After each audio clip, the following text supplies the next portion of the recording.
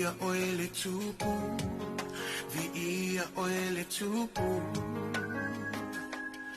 Fusia ile malama, le poni saua sola. Ngatetele siu fufonga, ngatetele siu fufonga. E ofo ngia oe, pese mai e ofo ngia oe.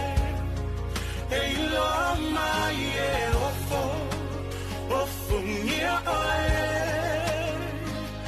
Lo matai.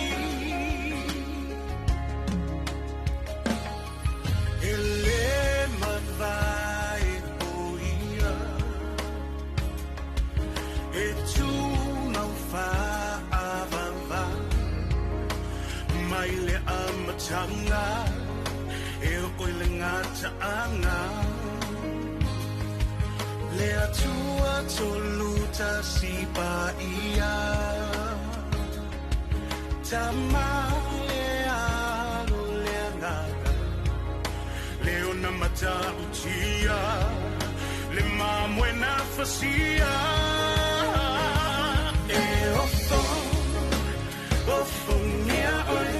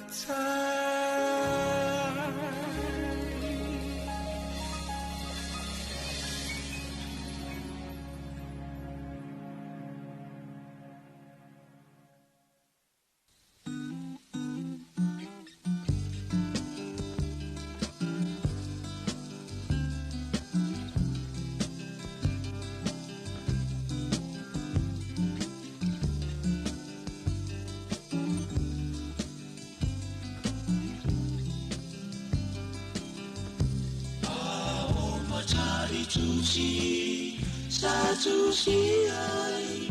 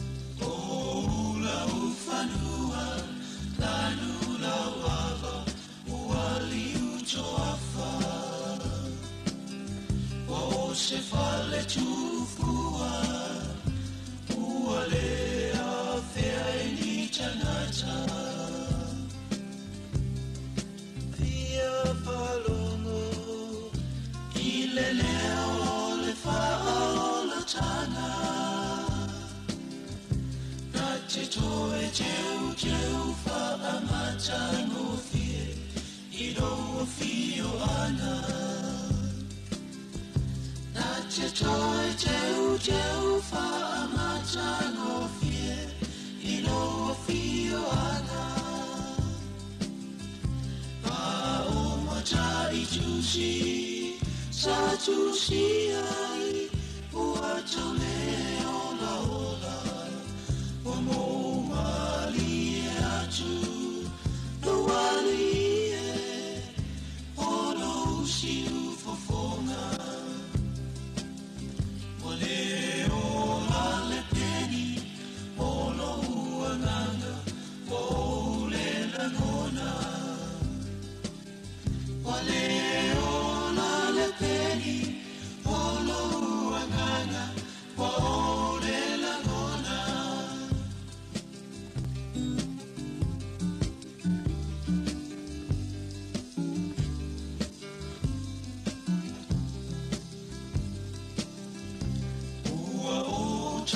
Tonu nei I le moni o au whetalaina Au no ama oe Ele ai se lea o te mawhaia Anganga sai A fia mai toe whaola ola Upusa tusia Ilo uanganga O lauta utinonga Upusa tusia Ilo uanganga O lauta utinonga A o matai tusi Sa tusia Ua tau leo la ola O mo mali e atu No wali e Olo usi ufofonga Wa leo la le peni Olo uanganga Wa ole la ngona Wa leo la le peni Olo uanganga Wa ole la ngona Wa leo la le peni Olo uanganga Wa ole la ngona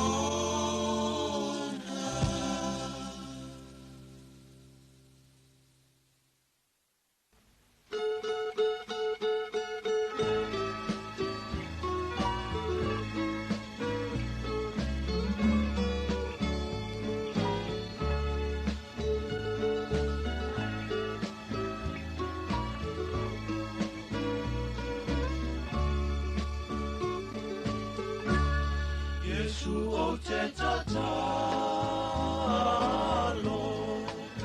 Whaato e senei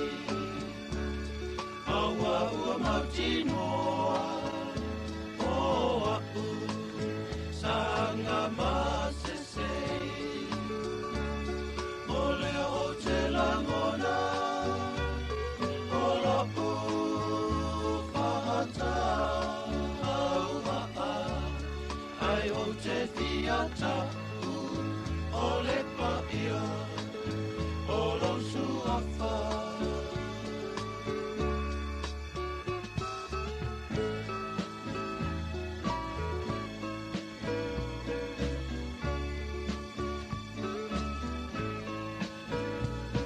Le o langa nei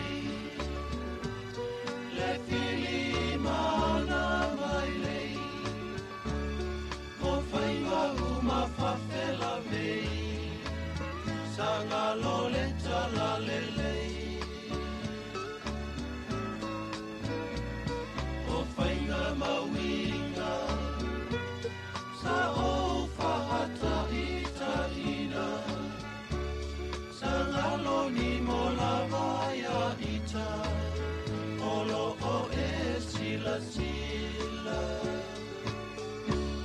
Yesu o te tatalo Whaato e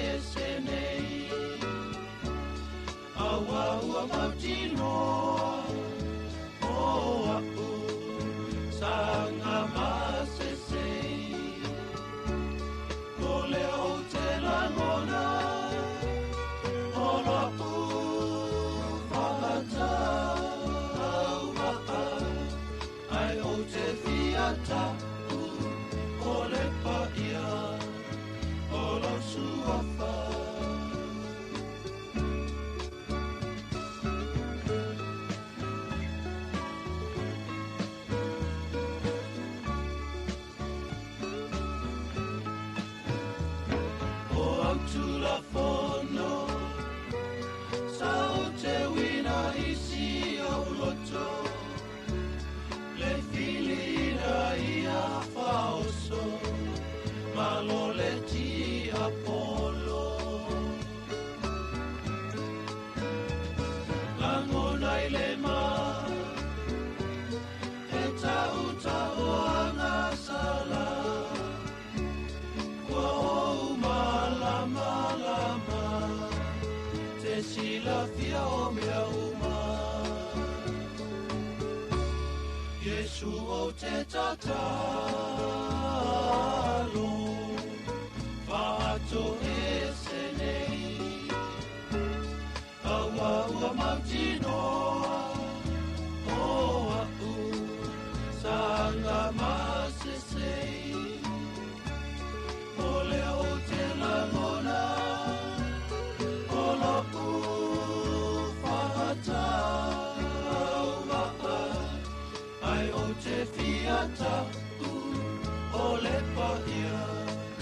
Olo suafa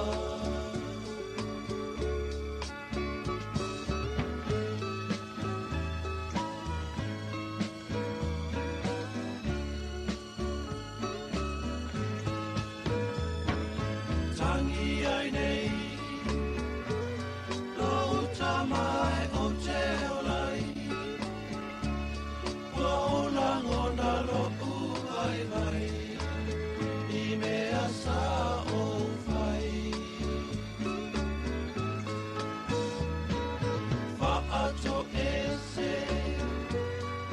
Whaato ese nei Ua o mai ona ponei Tia I o mea sese Yesu o te tatalo Whaato ese nei Aua ua mautinoa O au Sanga masesei Ole o te langona Ola u whahata Ai o te fiata u Ole paia Olo suafa Ai o te fiata u Ole paia Olo suafa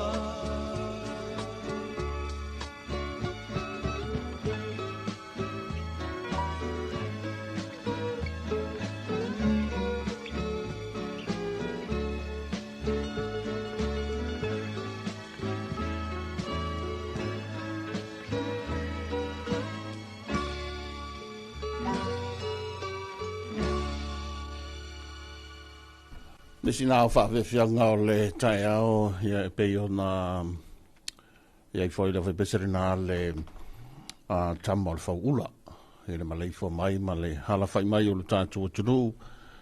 e le nei whoi tai a whou, ma le nei anso whou, ia vi ia le li ua tātua palewhianga I whoi, ia ua whoi le tautua masani, ma whaasaralaunga masani a le tuaipi,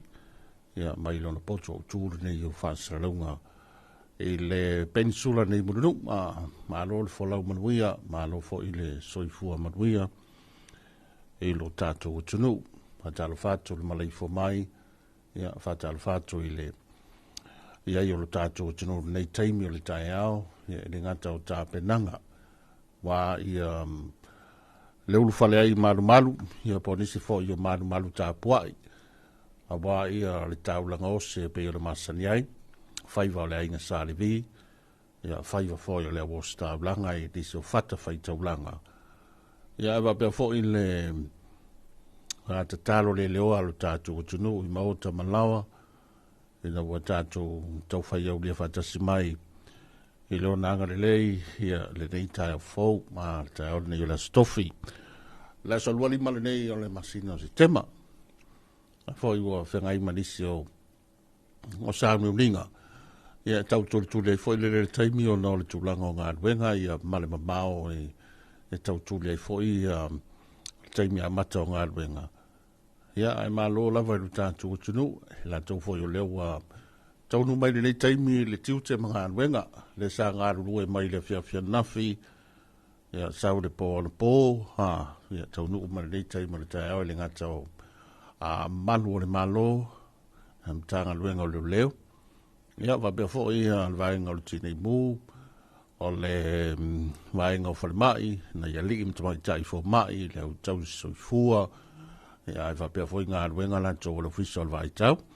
stai mi fo io na tui na tu leo le tala le tau, leo sao nia fo ia le au ngā lue, mai le fisa o le vai tau. Ia va bea fo ia ngā luenga le IPC, vaenga fo ia le sua vai, ia vaenga fo ia marusianga fa le tise, o ngā ruenga sa ngā rue mai foi vaenga foi leo whare tali malo, skula ti, leo pō. Ia, malatere la foi o ngā ruenga, hawhia foi lunga wafo, malai valele, o ngā ruenga sa tautua mai foi nisi o vaenga o tātou tunu, ul pō, ia, malo le sa, malo le whātotoa, ia, leo tātou nei tai fau, le tafa o ata, e le angale lei ma le lofa o le tua ina wato iwa minute ona tāle ono ona tātou li liu lea ia awa foi le tātou sauninga lotu lea u saunia ma tāpina ina mo tātou nei tai fau Sao fasili o le taimi nei o te whawhetai Matari, Pupulai, oh, nei mata, ai savali umai, ile paula tana.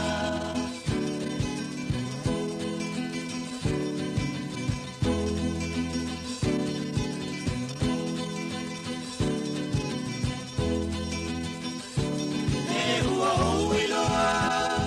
ne oli sana. Fia iloa, ne awhalonga tala, e ne wauwai, ka o iloai, ne sili ese, o le atua saia pai. O le taimi nei, o te whawhetai, I lau fiu, lau matari, Pupulai, oh nei mata, ai savali umai, ile faula tana.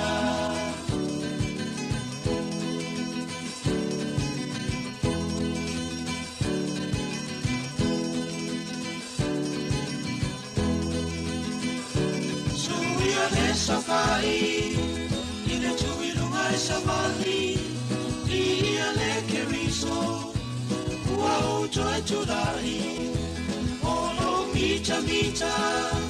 avea e no viga. Uama vaile mai, joy fana ufoina. Ole taimi nei, o te whawhetai. I lau fiu, lau matai. Pupulai. Ai savali umai, ile faula tana. Ai savali umai, ile faula tana.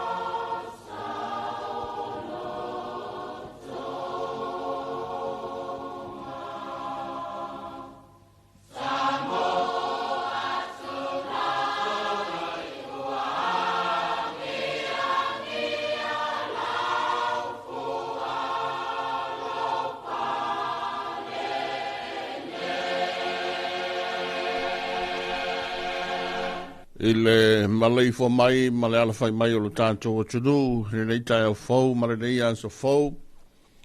Se o tātou mua me i matau tu sā, ma moli le tāu langa i le tua.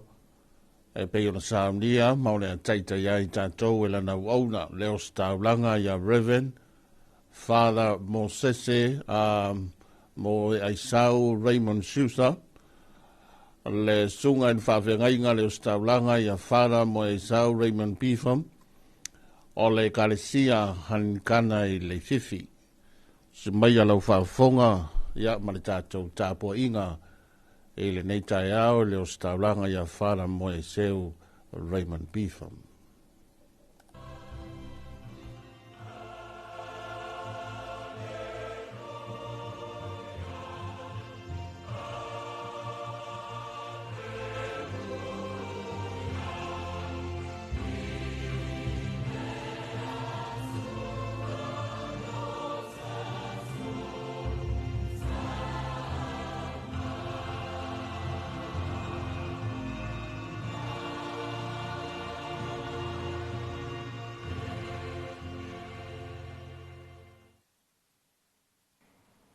In the name of the Father, and of the Son, and of the Holy Spirit.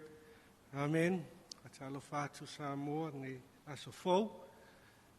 Se fai tatopu ina pupu. And to give glory to God on this beautiful day, on this first day, as we journey through life, as we come closer to White Sunday, to the festive season, and to Christmas, and how the year has gone so fast. Our reading this morning, today, is taken from the Gospel of Luke, chapter 9, and it comes from verse 1 to 6. And it reads, when Jesus had called the 12 together, he gave them power and authority to drive out all demons and to cure diseases. And he sent them out to preach the kingdom of God and to heal the sick. He told them, take nothing for the journey, no staff, no bag, no money, and no extra tunic. And whatever house you enter, stay there until you leave that town. If people do not welcome you, shake the dust off your feet when you leave their town as a testimony against them. So they set out and went from village to village, preaching the gospel and healing people everywhere.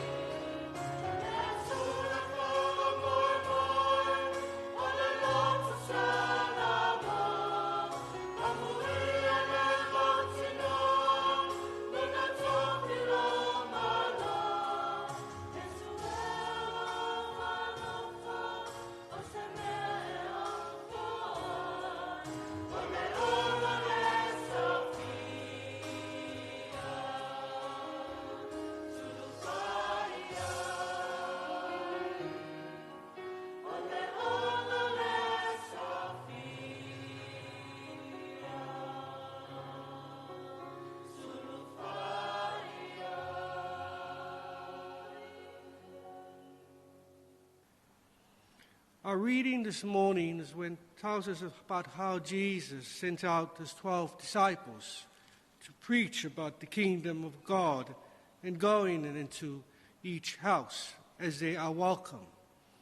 In one of the other Gospels, it says that Jesus also told them, if you are not welcome, dust the feet off your feet and move on. Do not be hindered by people that do not welcome the Word of God. So in our gospel today, it actually tells us that God does not force himself onto people. God gave us a free will to choose and not to choose. So God's love and care are an invitation to each of us to allow God to be part of our lives. The disciples of Jesus are to move on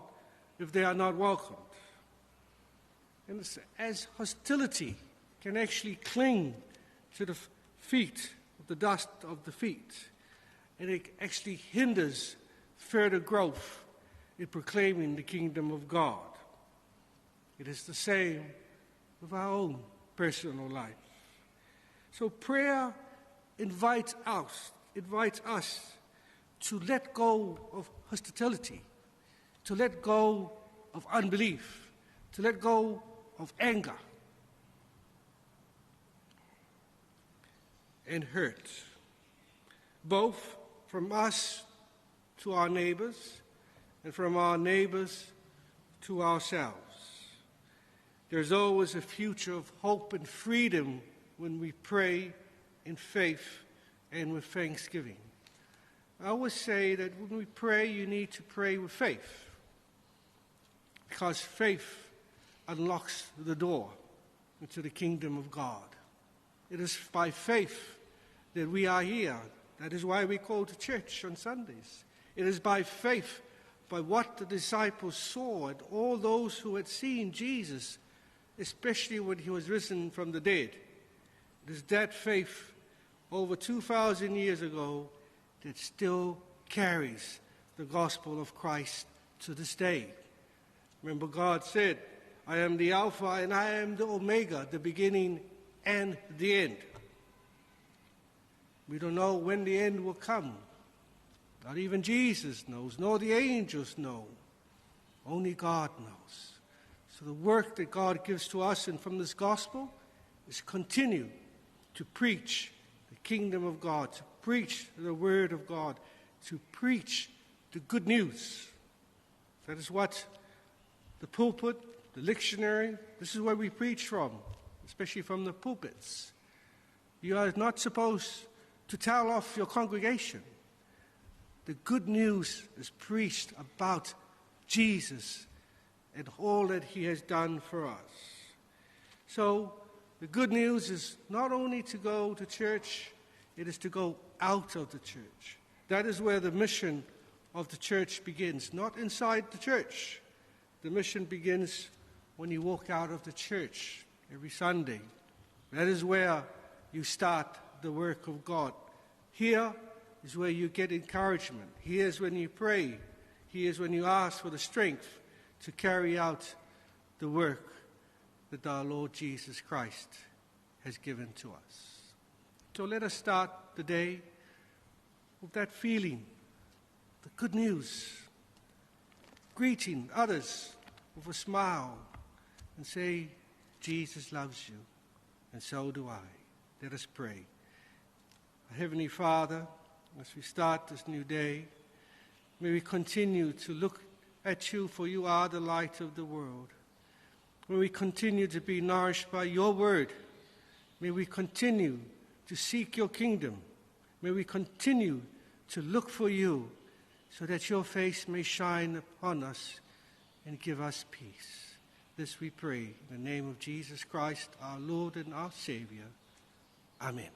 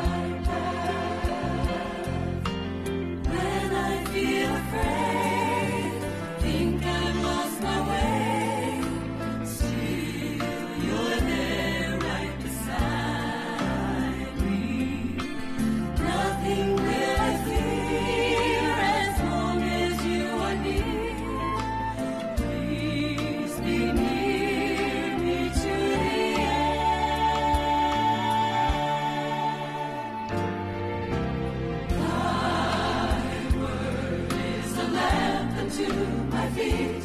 and a light unto my path. Thy word is a lamp unto my feet and a light unto my path.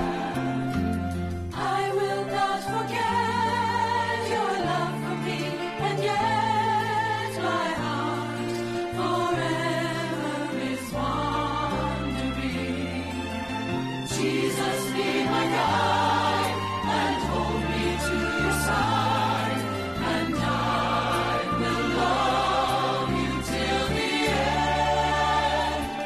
Nothing will I fear as long as you are near. Please be near me to the end.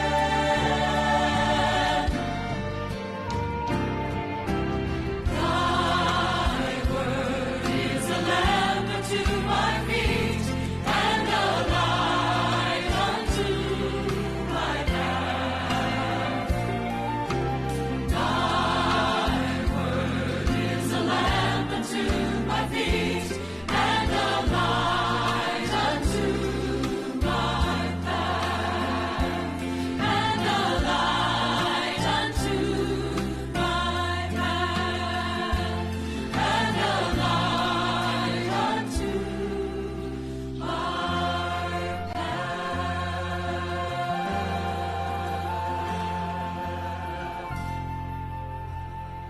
O le taimi o le wati o le ua 15 minute ua te ai nei le tulai ono, he le taiara nei o le stofi, he le solua 15 nei o le masina o se tema. Ia, ma o le tātou sauringa loturuna, ia, ma le tātou taulanga whaapatai le tua, ia o tātou patpati ai luna ngarelei, ma lana whaasoa li marelei, ia, ai meise o whaiva whaos taulanga o le ainga sa le vi, ia mai le osta ulanga ia fara mo e seu Raymond Beefam o le kalesia le likana i le fifi ia pia whaatai tele le osta ulanga ia whaatai o whaiva o le fōua tātou mōri mōri le tā ulanga i le tua e pia na masaniai ia maua whetau i le lei ma le malei fua mai o le tōtele ma lei fua mai o le mawalunga o le tātou o tunu ia ma whapena fōi o le tātou tau whai o siosi le tua tu sai o tulanga masani o ai o le na uso le malu malu o no whaiva fōi o le inga sa le vi i so se fata whai taulanga ia e peia o le masani ai ta maali e fōi le pitola aula tō le talelelei ia e kalesia ma tulanga masani e whaau au ia mwhanga so solo pea la tō samlinga pia le masani ai tai au whapenei e tonu fōi o malu malu ina ia maua le tō whata singa o le nuu o le tua ma le ainga o le tua ia ma whalongo longo i le feta lai mai le tua e ala le upo o le tua mai lana au auna e tō matau ina ai ia ma whapena fōi o na matua tai tama e le soifua ma le ola lo tātou o tunu he tali tonu ma whaavai le tua ia e pei o na iei fōi le tātou tauranga e le tua le ua whausu lo tātou ngafa ia ma ua whapena fōi o na whaamariaina le tua lalo le toi ina fōi le leiro na tari le toi ina matua Abrahamo aua i te popole e au maia e le tua le mamoe o si e le taulanga whaatai le tātou o si taulanga le tau fōu ai whaatalo whatu mau whalo whatu le fōu tātou whiangai fōi ia ma whaatasi fōi lunga fōi o tātou polkalame masani ia le ngata o lunga le ala leo le toi pi ai whapea fōi e tātou whaasaralaunga toi nātou ia i tūlanga masani lunga o penga te whaailangi lunga le apia folinga ia whapea fōi le Ethiopia ma vaenga uma e peo na iei fōi tātou patpatia la tō le sawa o le teknolosi i le lei fōi lalo langi tele o lo tātou iei feo e mafuta mai ai feo e maua mai ai ia tātou whaasaralaunga nei teimo le tai au whaatalo whatu le toi pi tālo whalawa in good morning ia te oe, ia tātou uma, ia lo tātou o tunu, e le ngata i Samo nei, a fwoi le mawalunga o taitai o le tunu, ia whapea fwoi o atu i le tūlanga fwoi o le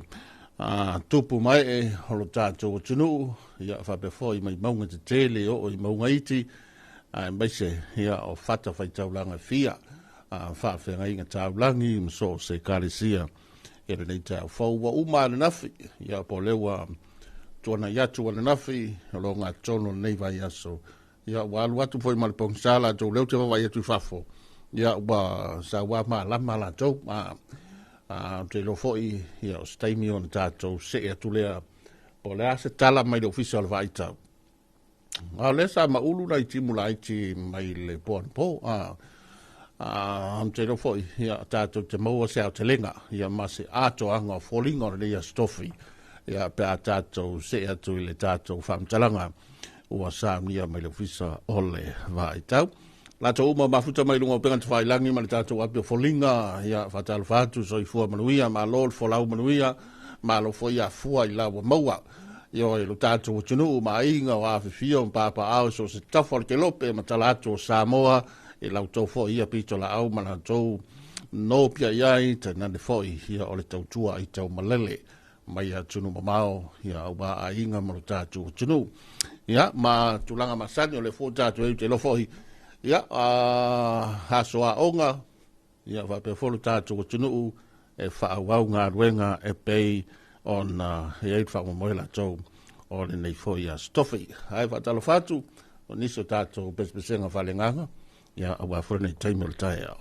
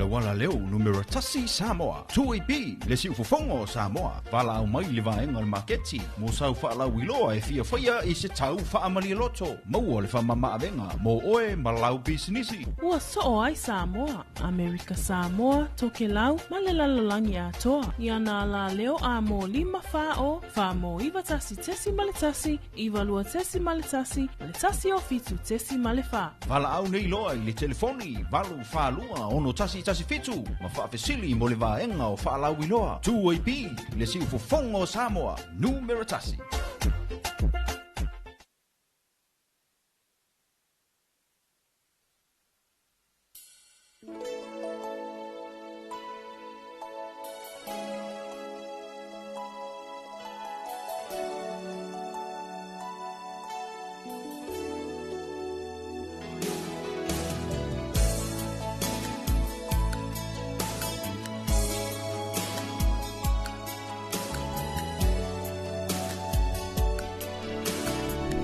Le taimi o le watu luas fuluiva minute o na tale o le fitu ia o polkalame whanga solo ia mtulanga masani o le whanga solonga le tautua le tuaipi na ua tātou pale whiangai e le tai o fau ma le nei anso fau le stofi le nei a lua lima le nei al masina o se tema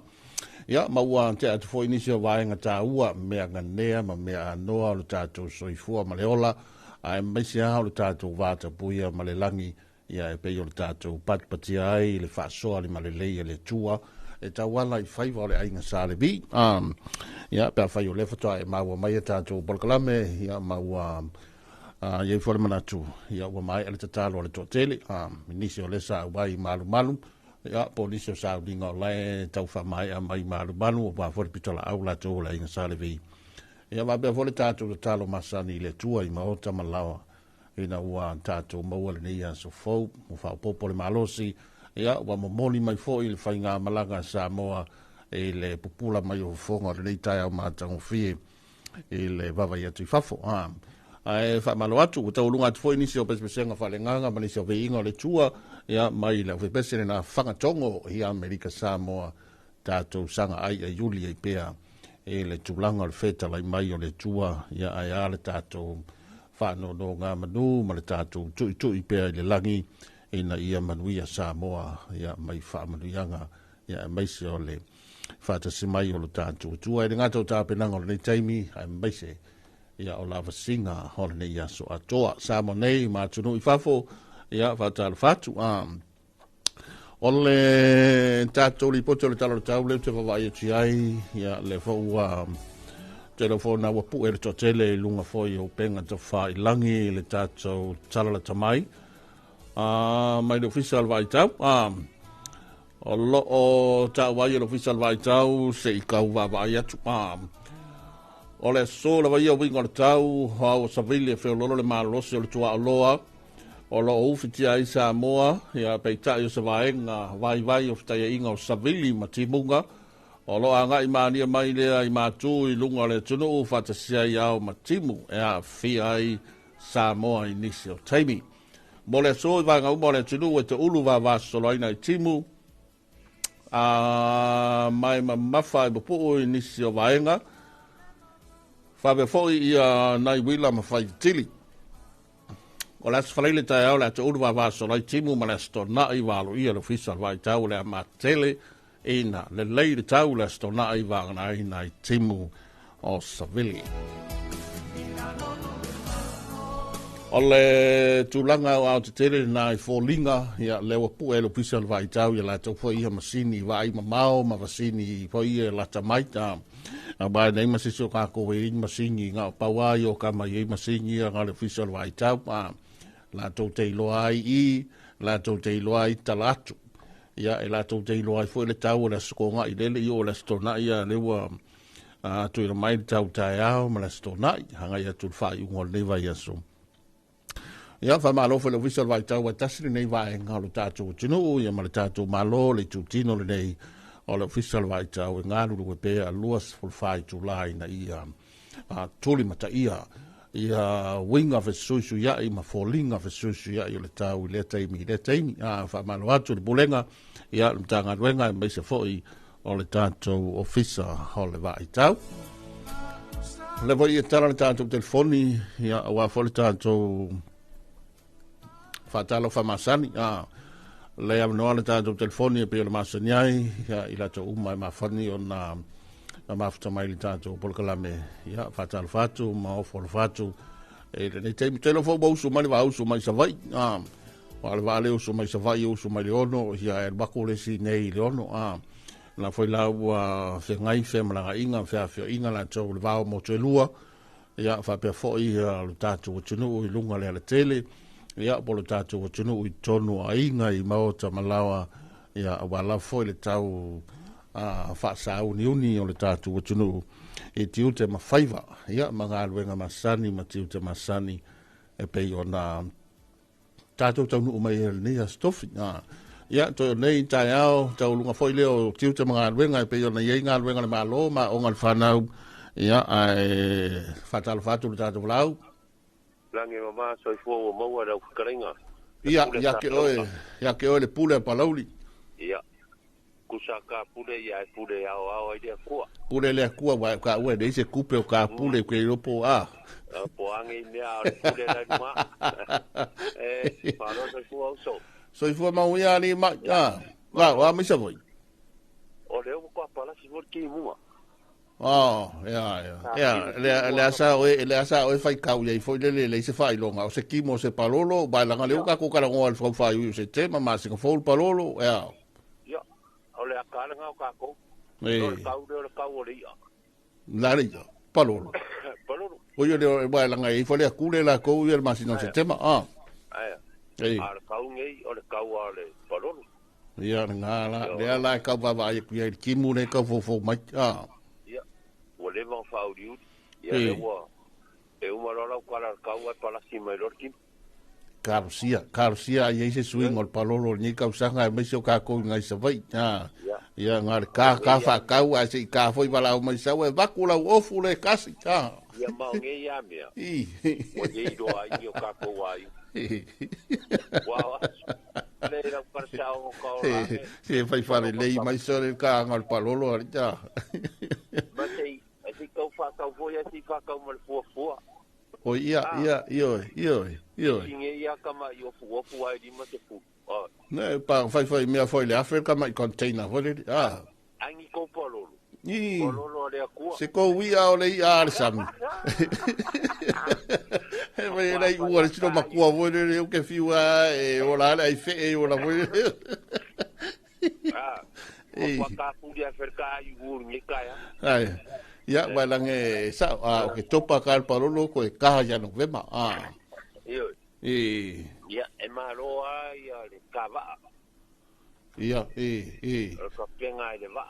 wa pole ala va savari ka savari ia e malo ar kava ia ngu wa pe o ko pa nga ka le va o isi ngu e de ama ye de me nga le va savaria wa ke de ki de le alo ia ma ko we ma mau kai de e alo va ala i kai ka ia de nga la ka ma ka ngo mai alo lua ma le se wari o ye ma de mo e ma de mo ai dar bene e de ka ngo ko ia wa o ye sa me la lua ia ko le ka fola o ide de la va ya ka ya ma kola e de ula ye o le alo va e alo mai ko io ya pori mo ko akal polo le wa le wata pe wa sa wa ta le ka ko va ye ko pe ta fo mai ngai ki mo foi ye o kala le auto nga ma ku e o ki mo palolo ki mo le ya ai ka ko fa sai vo ide ku mo ngai ya mai mo ka ko ya a mai ro le ai nga sa ka oi yo mo ke le anga o me le vo ye nga ka wa le palolo o ke le yo le ai nga ai e ave fa ka ia wa ese foi ta pena ngol palolo ni ya so maka pena nga sa ya so ia sa su ile ula mo so oi sa fai pe pese foi il va fa ka de ia o nge yo mo la ki anga ka ko ro ye le ula mo so oi ya ngal fanga re tingo ye fang fa mangong wa ki de ngale sa palolo wa ki de ngale sa Ya ole ya ole ula mo toi. Ya ta ko tarsia ia. Ole kuai foai. Ole ala ko foai de ia ya. Ka ko no ha. Ele si ole ko mo pu. Ia. Ya ai. Kai mo wa ngon ngi kai ya mo mo dia ku le fakalo ko fa fa nga malava. Ia. Yo ka ko ku fa ko ku mo wa sa mo. Ya ka ko fe ala mai de manga bola. Ole malos. Ya ole kuā ole ola. O ia. Kuā malos. E wa mpai un ka ko si fa ngi kai au yang ka le fe vai ya le wa maua le. Ya. Olo mawalo soi ku le mai de. Ka pe nga ko le mo kungi. Ya bakal fo ka panga. Sungai angong. Sungai fa stai ngai salavat. Kamu va stai. Alo fa ku tai. Ya alo fa fo ya su. Umo. Ya alo fo ya dua kau alu lau se ngamu nge yasu ma ya ra so se mu nga me or se mu ni ma bole ole se lo ka ke se I kai dava o ngane ko ngia yu kai ngane me nga ma o ye ko ngi fa ko se mu fa me ye ko ngi de vai ma o ya ra ne me nga ole ya foi de le mu ya alanga se kai mingi ole ma ya maru Paulo ma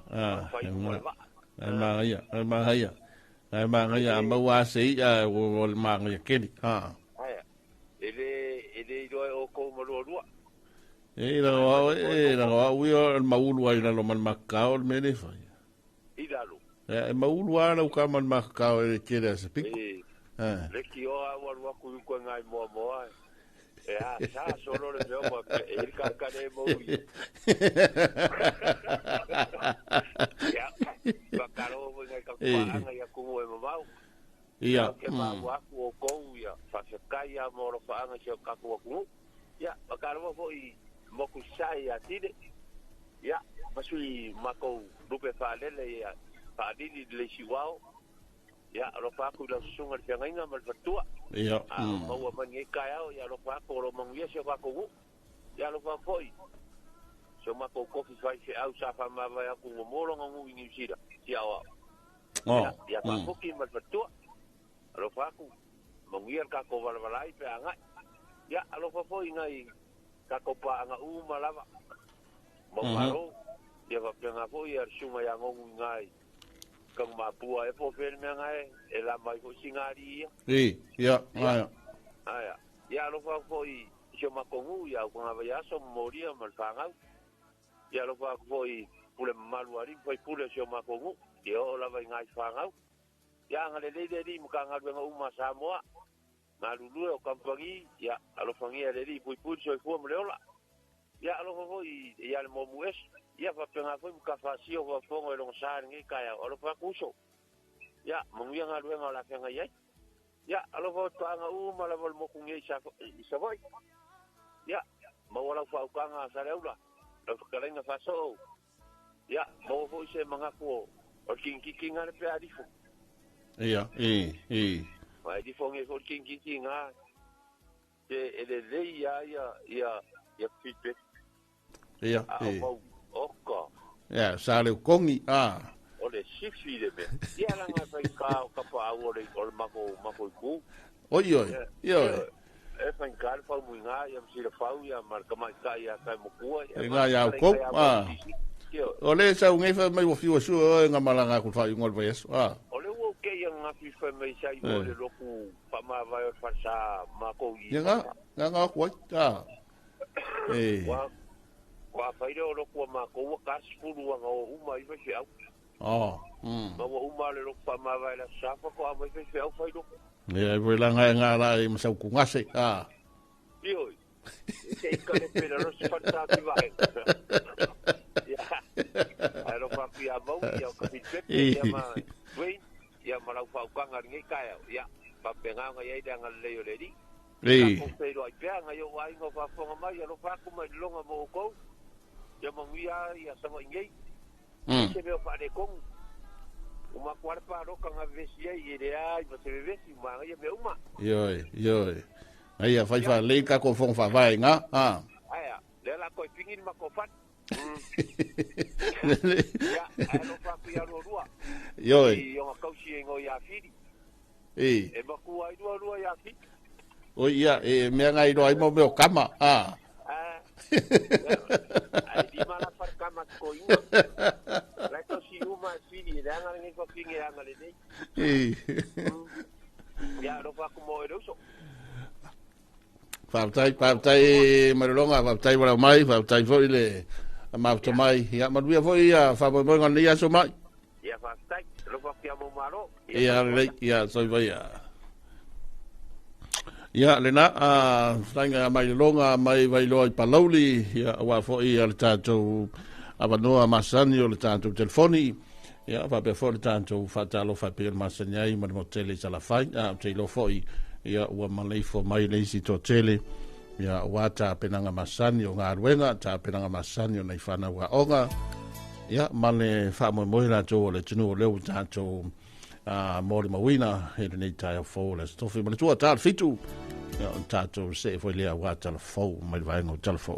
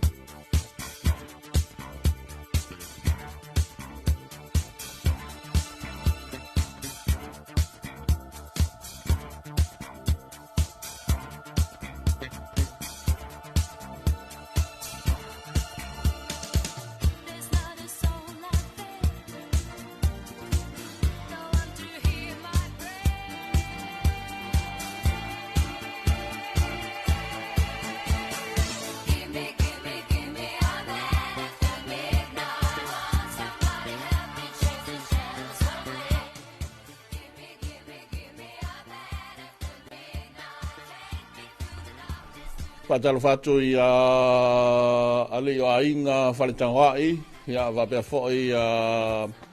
pionga ia langi malofi e talisau, lia ia so lofa, sunga matawaina Isaako, Petelo, Sanele. Ia, mai lata uma matamai lunga fōi o tātou whaasaralaunga e peo le masani ai.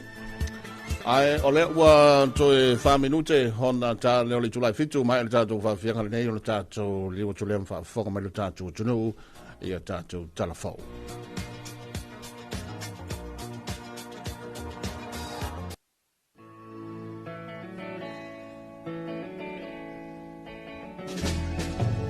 Lopin in the tau tele,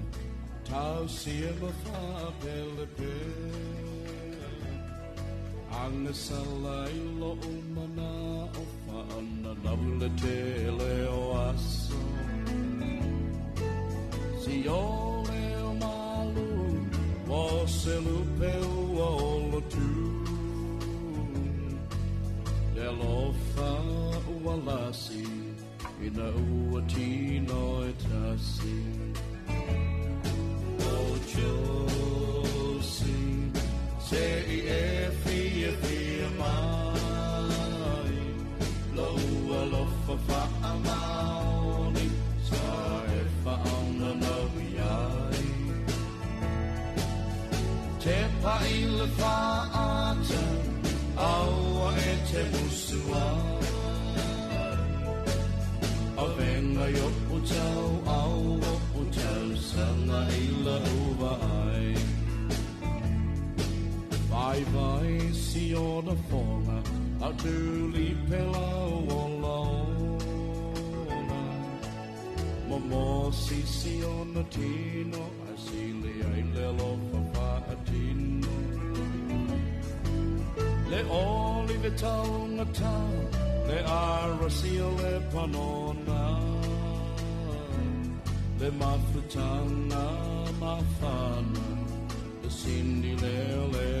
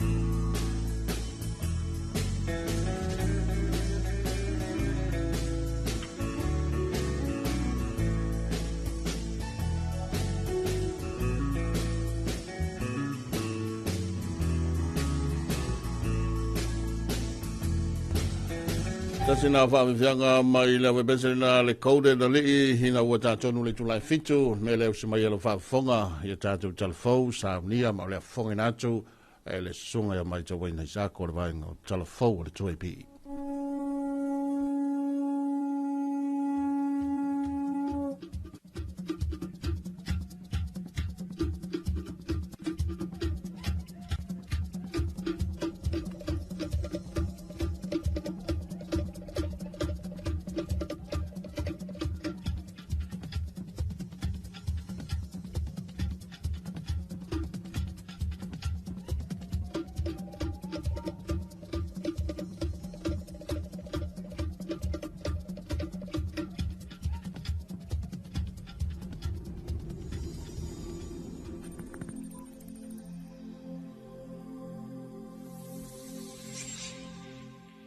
Talafalava o talafou mai vai whanua. I talatumua, ua iei whaamamunga ni sio vaenga ua toi whaalelei o le si o manga whaale na tura o Samoa, a o iei pia i le taua o le tete e atui whaingata e whiangai mau tātou tangata o na usuinga o le tau. E tu sa ima le sona na o ina mai i li poti lona lua o le si o manga Samoa, ua i loa ai le o atu le tasi te si ono tolu pasane, la au ua mai au na toi toto ina talu mai le lua fese furu ma le tolu, ma o le itu le leile o le whaama ite ale matanga luenga o le toto ina o la au e tolu miliona. Ua maua fo i le amana ia e o tātou tangata o le whaanaunanga o le malo. Ina ia au lia atu le tausanga lua fe tolu se furu tasi, ua au sia le fitu se furu pasene, o malu si anga whaafawina ua whaonga ina ilo tātou atunu o. Lea o loo moli mawina ai lea ngai o le whaalangulango o Samoa i le poloketi ua ta ua o le paio Cass. O le malusi anga e maua mai Isavili, o le eletise e maua mai le Suavai, ai o le malusi anga foi e maua mai le la. E le ngata i lea ua ta ua foi le pepo whaamutalanga mai le matanga ruenga o puna ua whaale na turma si manga, le ta imua o le malo i le una ia o le silasila a le atunu u. I le whaunga ina o ta avale e ola i le eletise, e pei ona iei ta avale amatanga ruenga ta itasi. A o amata ta pisa i le whauwhauina o le lipo tilo na tolu o le si manga wau te tele o Samoa. Ia pia i le vai aso le nei. Na saunua le afionga i le ofisa sili o le matanga ruenga. Ia le ala i salanoa Francis Brownwill Pena. E ui i le ilalo ifo o le tasi pasene le sao o Samoa i le pua ina o kasa o ona i le lalalangi. Ai ua tele lo tātou sao i le whaasao ina o le si manga. E te e atuai i sui ngau le tau. O le lipo tilo na tolu le nei kua tala no ina, e whaamuamua i lava le pui au tangata lau tele, o le whaavavevave o le mafuli o Samoa i le whaunga ina o maalisi anga whaafawina,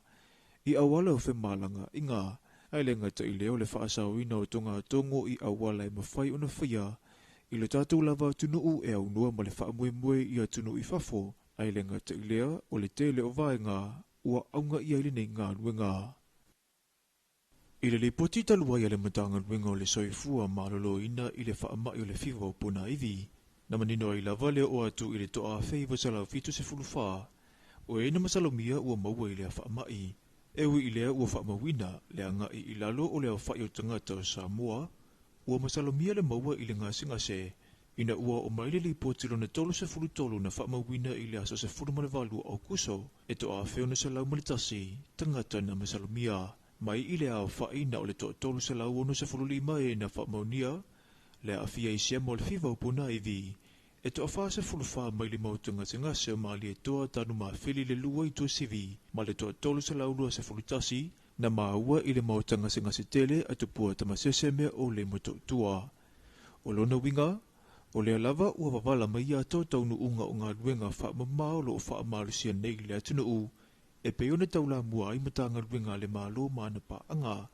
E le ngata i lea o le tā ua fo i o le ngā ruenga o le whanaina o nofuanga whaitele. Ma mautau a inga i waila au e tinei ai le iniseti whaala fua o le namu. A whai e whaau au pea o na tutu whaatasi tangata uma e fo ia le whaafi tauli. E talitonu le matanga ruenga. O le soifua malolo ina e peona maua i lana lipoti.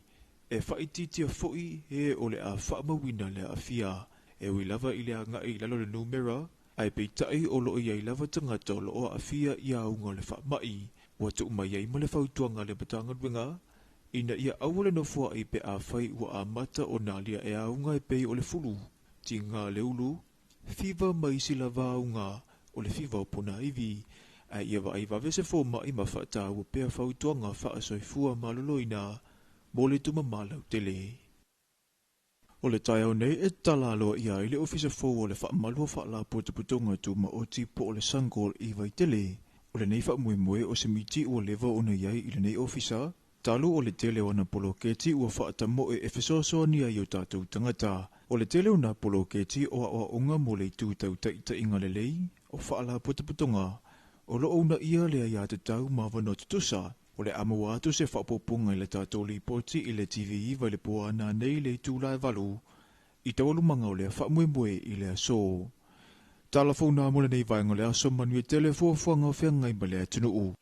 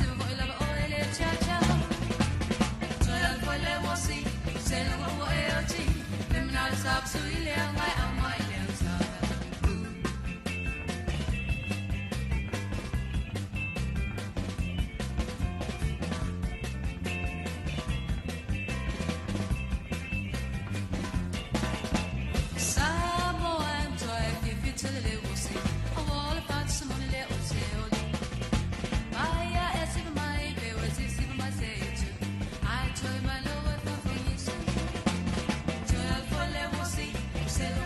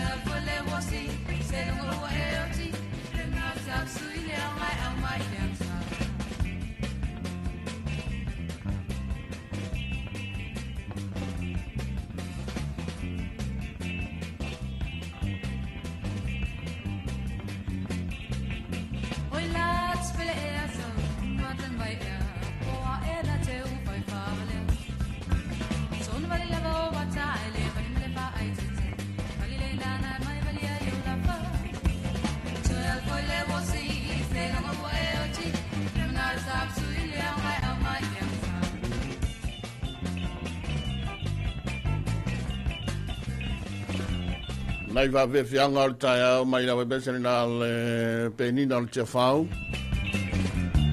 Yo e makua fai ale vali la tau ia wa orisi ia vai ngai tere na wa te taimi le tai au. Mo me o le ta penanga o le turu ngā ruru e vai langa e tau na matua ta pena le leilo matanga o fie ma lou au le lei ia e le ngata o vai ngā uma ia wa pe voi le la e mai sa le tupa le o tamaitai. Ia wa ka kia ia ka kou ia riku pale a ka kou wali ka ngwa kwa le ofu ko mai e le magumi sau magumi ia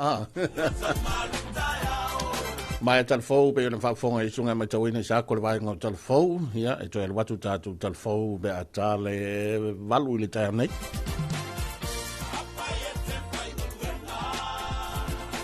de lo bo sul to tele o tau fa mi noi foi le tulanga la to e pe ona masani ai i le nei taimi wa te loa i le tanga tau la e le ku lunga e le malei fo mai ia e tau fo fo i wai kau fesiri po ka se fia o aso ia sa tele na fesiri o aso fo ia sa tele la kilo de sulu mai o le la ia o aso nei ia o tele a le se waki o la ia le telefoni fo le fai makankangi ma le telefoni ia fai matilo le telefoni po tale fia o le taimi o le wati ia ona fa pena foi leo na tau fo ye ia fa nga yo inga ma tau fa nati ia por tau fai mali mai le tata e loa ia fu al taimi foi le tau no le ofisa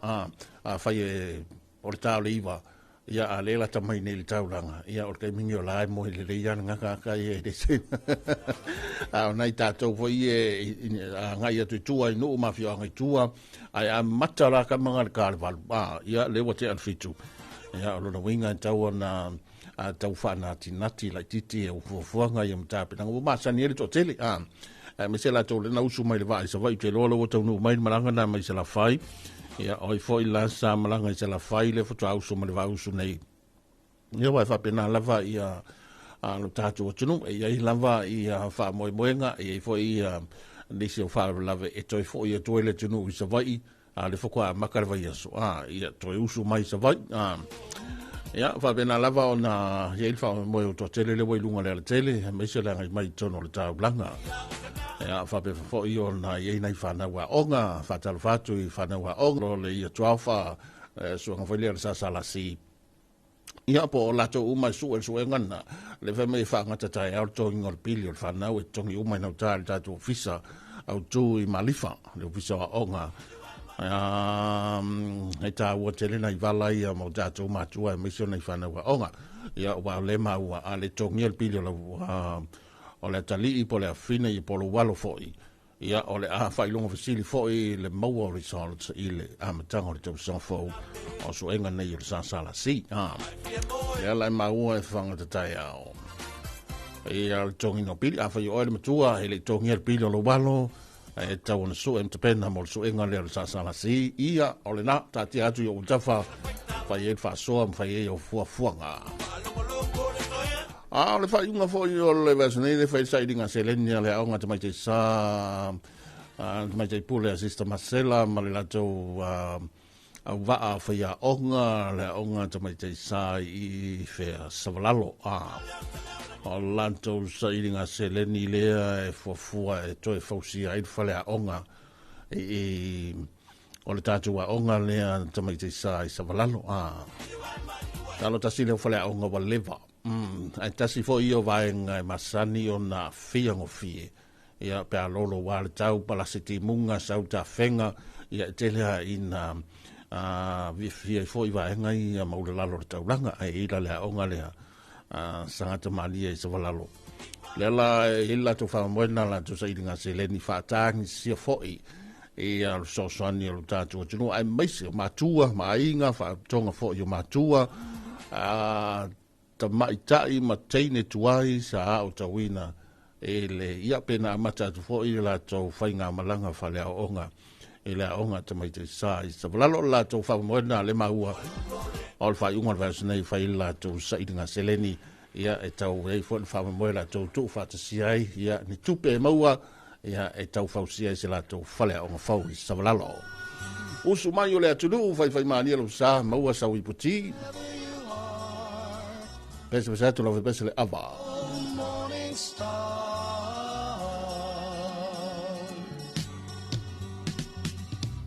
the nights have been long without you, and love is everywhere when you came out. Lay back and I'll touch you, I feel love and healing in my soul.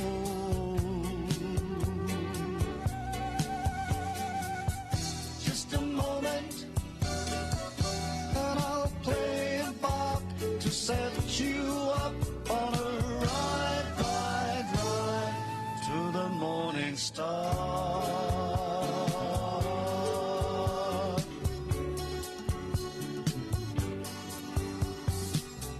Morning star in your dark eyes, every time you look at me, they shine. Just smile, don't be afraid. If you open the window up there in the darkness, morning star shines the beauty of your love. Let's ride, ride, ride to the morning star. Star. Morning stars made my night. Morning star, you light up my life. Morning star in your eyes. Morning star, rise and shine. So leave your cares and worries behind. Let's ride, ride, ride to the morning star. Star.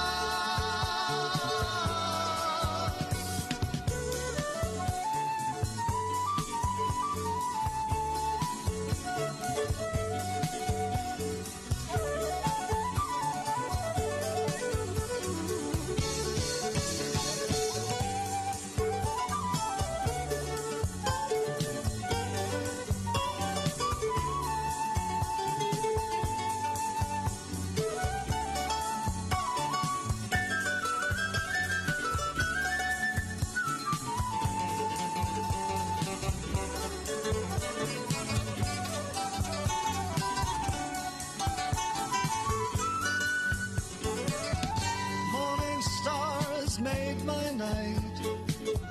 Morning star, you light up my life. Morning star in your eyes. Morning star,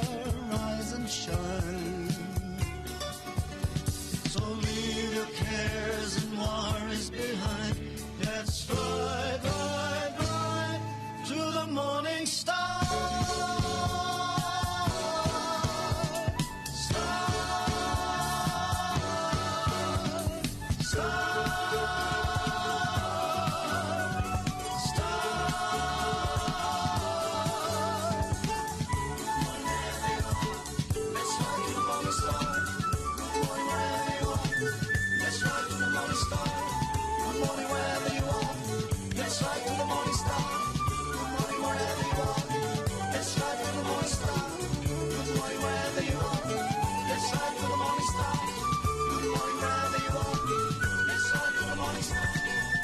Good morning wherever you are. Mai lawe mesene na le ava. Ya o tātou talanoa ai nei teimi o le tai au.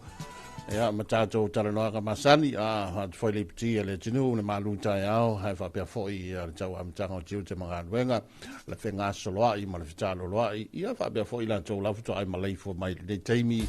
Ya wala ai le paipa wātou le tai au. Whaita penanga masani. Ya ma sei tau tuli le teimi o leo te al fitu.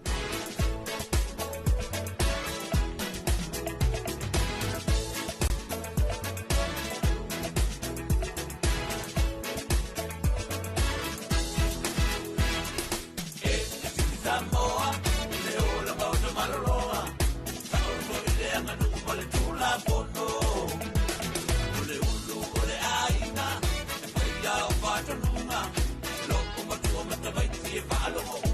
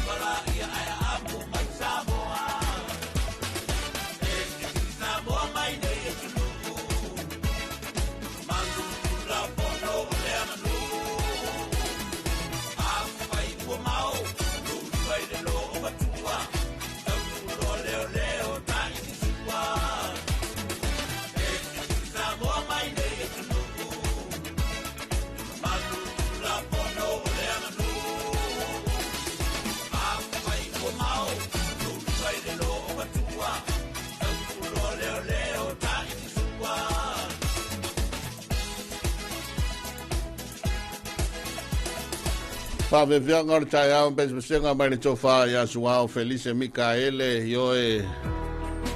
tulu tamalo e whaikanga mea furuipu ia mawhai uma whi au i tonu fo o le fale a ia elu fine whainga luenga pe ia o suinga na lewa ia tunu i whafo kairo ia tātou nei o le ai seki tātou pa whatalu whatu le tofa ia mai lo longa marwaenga i nai wailoa i palauli.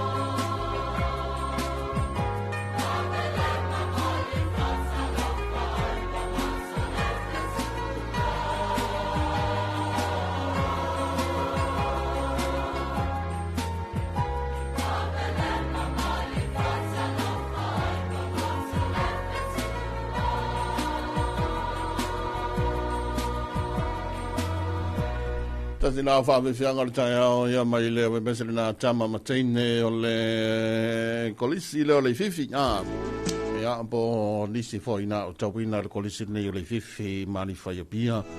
E le telefo tau sanga ua mawai. Toi whaafonga mai la kamaia i o lato si ufonga. Koe fo ia i le tele o tau sanga o te ngai fo i maa o onga. An whamalo atu ma toi whatalo whatu i le hanga inga masani alo tātou o tunu. Ia le lava o tātou i nei a stofi anga i atu fo i tai au tō lunga tiuta mga anuenga i maise le malo. Ia whapea fo i ma tūlanga la tō a onga whanau. Ia ma se i tō lunga tō i fo i mga anuenga la tō Aristotele anga i atu la stona i wa ia tūlanga la tō i pisi nisi. Kampani ia mai la tō i whaau o peanga anuenga i wea so atu a tau wala stona. Ia ai mana taimi ia leo tātou pasi le o ngā tono nei vai aso tātou wanga iatu e le asfalai le atai au o a fo inisi o wha moe moenga o a fo inisi o lava singa o le polkalame wha ngā solo masani la tau wa inga maru tātou o tunu ia e iai la tau e malanga i sala whai ia matulanga uma whapena ai whaptai o le whai ma ulu nai timu wa le mai tau na pe ona po e foi lo official vai tau le tātou talai le tau le tai nei le na watu fatua te ale ono le tai nei ia o stolanga le lei stolanga lang le lei o le ia le tau langa ia tu tau le stonai ia fa be foi ona ia me foi le ia na timu e ina i fa malu e ina ia o fa pepe ia ma tele ina mau ai tātou me foi le lo tu paolo le tele o taimi ia so tele fa mama venga e le tele foi o ngā wenga usu mani tai nei ia e le te ole lima te la foi le au tāmomo e le au savalvani le au koleni ia o polkalame foi ia whamaro stino le tele aina whamautu ia matari tonu pea le nawa e ngā tele o tātou o tunu e tā ua le whamino i o tino pea ai malei fo mai le tai au le ala e tele aina usu mai le tai au ia ai whapenao na tau mai eisi vaenga masali na savalvali ia tau mai nei peninsula ko e waku i kai ai fo ila tau e minoia nga i fale fo ile ka ile pese ai siva ioi o le ele ngore fale e ka pese ai siva kilo tio akala e fa sanga mai i mai nga siva ia la ia le ma ia male taita la le wa la langi nei wa tatu ia o le la langi fai taita ka ilo fa ia ko ngani sira ma Australia o ni sa mo wa tait fa solo ako i le kia de masai de ia wan me o angana o le tai neita pe ia falling masarina e vola i tau lunga tiu te mga luenga ia fiafi e tasia le vai nga fa fo nya e le nga tole tai au ia ai fo le avanoa la tau pe ma na nga luenga i oile sto tele sa vali ia koleni fa minoi le tino e mesia ia le to tele o le si vai ngo le tunu le e sa fa i tono ofisa ia ona tulanga nga luenga ia maruru ia vai nga fa pena ia ele se afu e maua mera na pe ma na ia ele sto tele ma na nga luenga le fiafi ia anga i faisina faafu faisina koleni faisina fa minoi ia ona nga i foi le malo longa la to le fiaf ai eta ua tele wa le wa tatu ia le tau fa i wi wal ni masina o se tema ia tele a me mana tua i pe se tema ia e le nga tal fa la vi foi le america mana tua la susuta se tema o masina foi ne se tema le tatu ia loto i fale mana tatu o tunu na sui ai le tu e al waita vale ia o le masina foi ni o se tema mana tua i peaceful lima sulonu sulima pesuo tau sanga talu mai me vole le tsunami io e lua fe maliva i le lua fe lua sulima ka woki fa kele man fa popo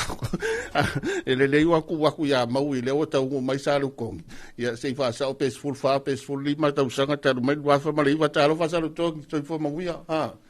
ia so fo manwia sa le ola ma lo fo ile fonga nei tai au ma lo fo il tawa tai fa tai fo ile tau tuaina o tātou watunu e ala tiute. Ia, whatalo whātu fo i le mamalu o tātou watunu o nei tae au. I Samoa nei whapea fo i atunu i whafo lea o lo o mafuta mai i lunga o penga ta whai langi e le tātou tautua le si ufonga o Samoa le tu eipi. Ma lo so i fua manuia. Ia, O a mai nei tai au so o lai manga ia lungo le wala. Ia wa lange filolo fo ya telo wa mata fo ya la sek ya kule leo a nei tai. Ioi. Ia lai wa mata o nei lungo le wala ia malu le malo. A wale a tausia fo yo le saunga le mu o tata o tunu. Wala ngo ka ko we ka kele ai saula va ai mai le fa ya kul poloka. Ai le loa ole saunga le mu ia e vo fala la tau ta vale le tu la mai nafi. Ia. Pe yo se vai ngo pui pa ale na tu la mai ia le fa la le nafi. Ia ole fa tu anga masani ia na lo tata o tunu. Fai malia sila toto a wale rush a wale fa nati fua a fai wa tuaile ala ia ole ono sai ala ole lava ala ole ono sai le mo wer ko inga verkus pa ia le fiu ia tuene ka makele ngo le pe a fo i mai fiki me era ro man ko le mo ko yo pa o yo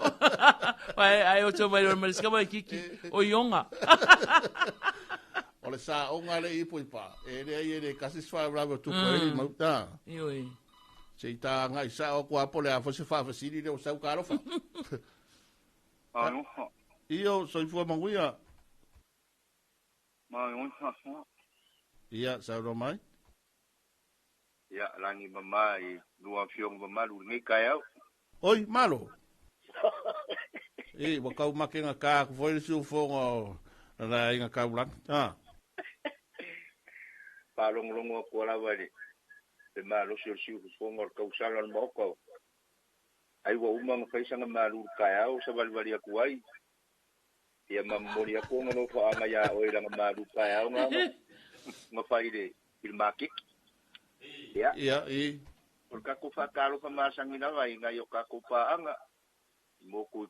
umonge ia me se puleo mai kamam tunga maku ia ele nga ko ileo au nga ko kofi ali pa kalo fa ku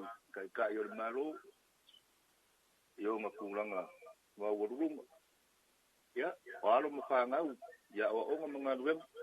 ya imongi la wal fa so male sa ngo nga ni va ngor kaya o long puya ira ka ko nga sa ngole mu ilungo al keke o lungo le o lungo le samio u karvao e ai uma lava fa afika ya ale au mo lava ma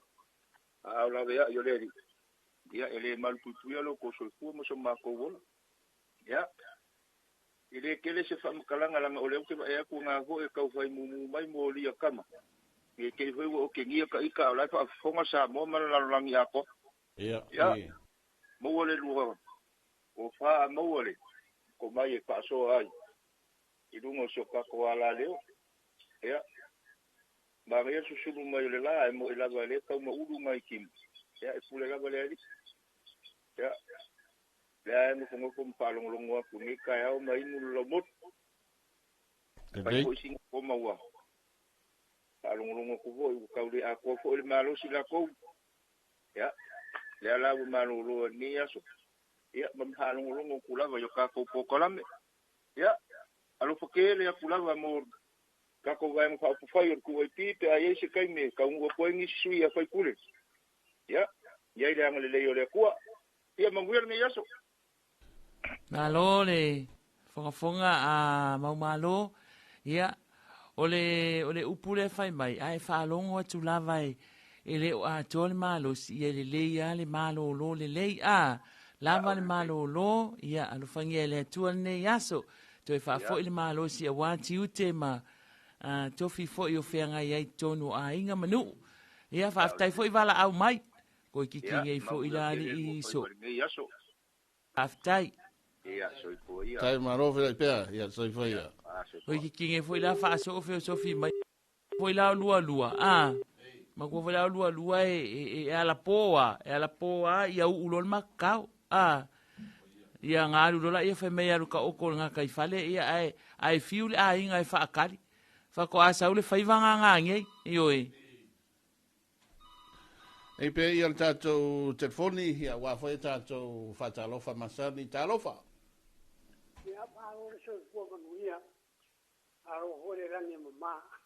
ya so fo mo ia ya fatalo fati ko fa mang maro ta do li su kristo Talofa lava. Talofa atu pa ia maurunga. Upu mai so tatu atu no pele. O Samoa. Ia mese awa una tofi le tua. Iso se fata pai tauranga maron so ifua. Nato manuia lo tatu atu no. O nei sa vai mana ia le tau nei sa tu ia tua. Sumu mana ia le la. Ia ua whengaso ai pu whanau. Ia onga, ia le li, ma se tai leanga le leima le alofa tapau i le langi. Ia, tarosia ia le tua, yo tatou tofi le sunga le tama, le li palmia, le mo se talapo a mai ia, nao, nai tau whalonga tuaua, whasolo i manuia, le alofangia le tua,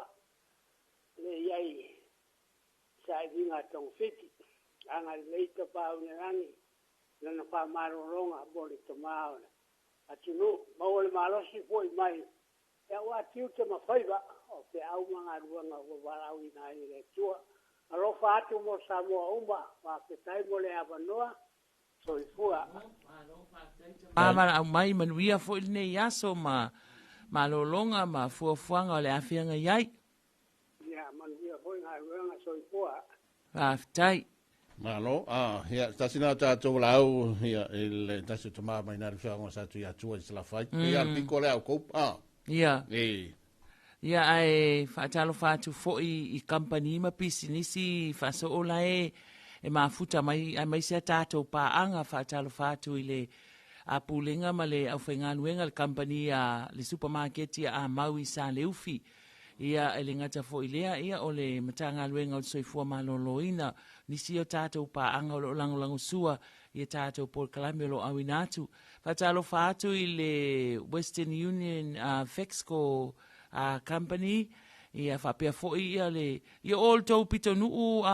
faso I le fale o loa le isi usenga le whamajo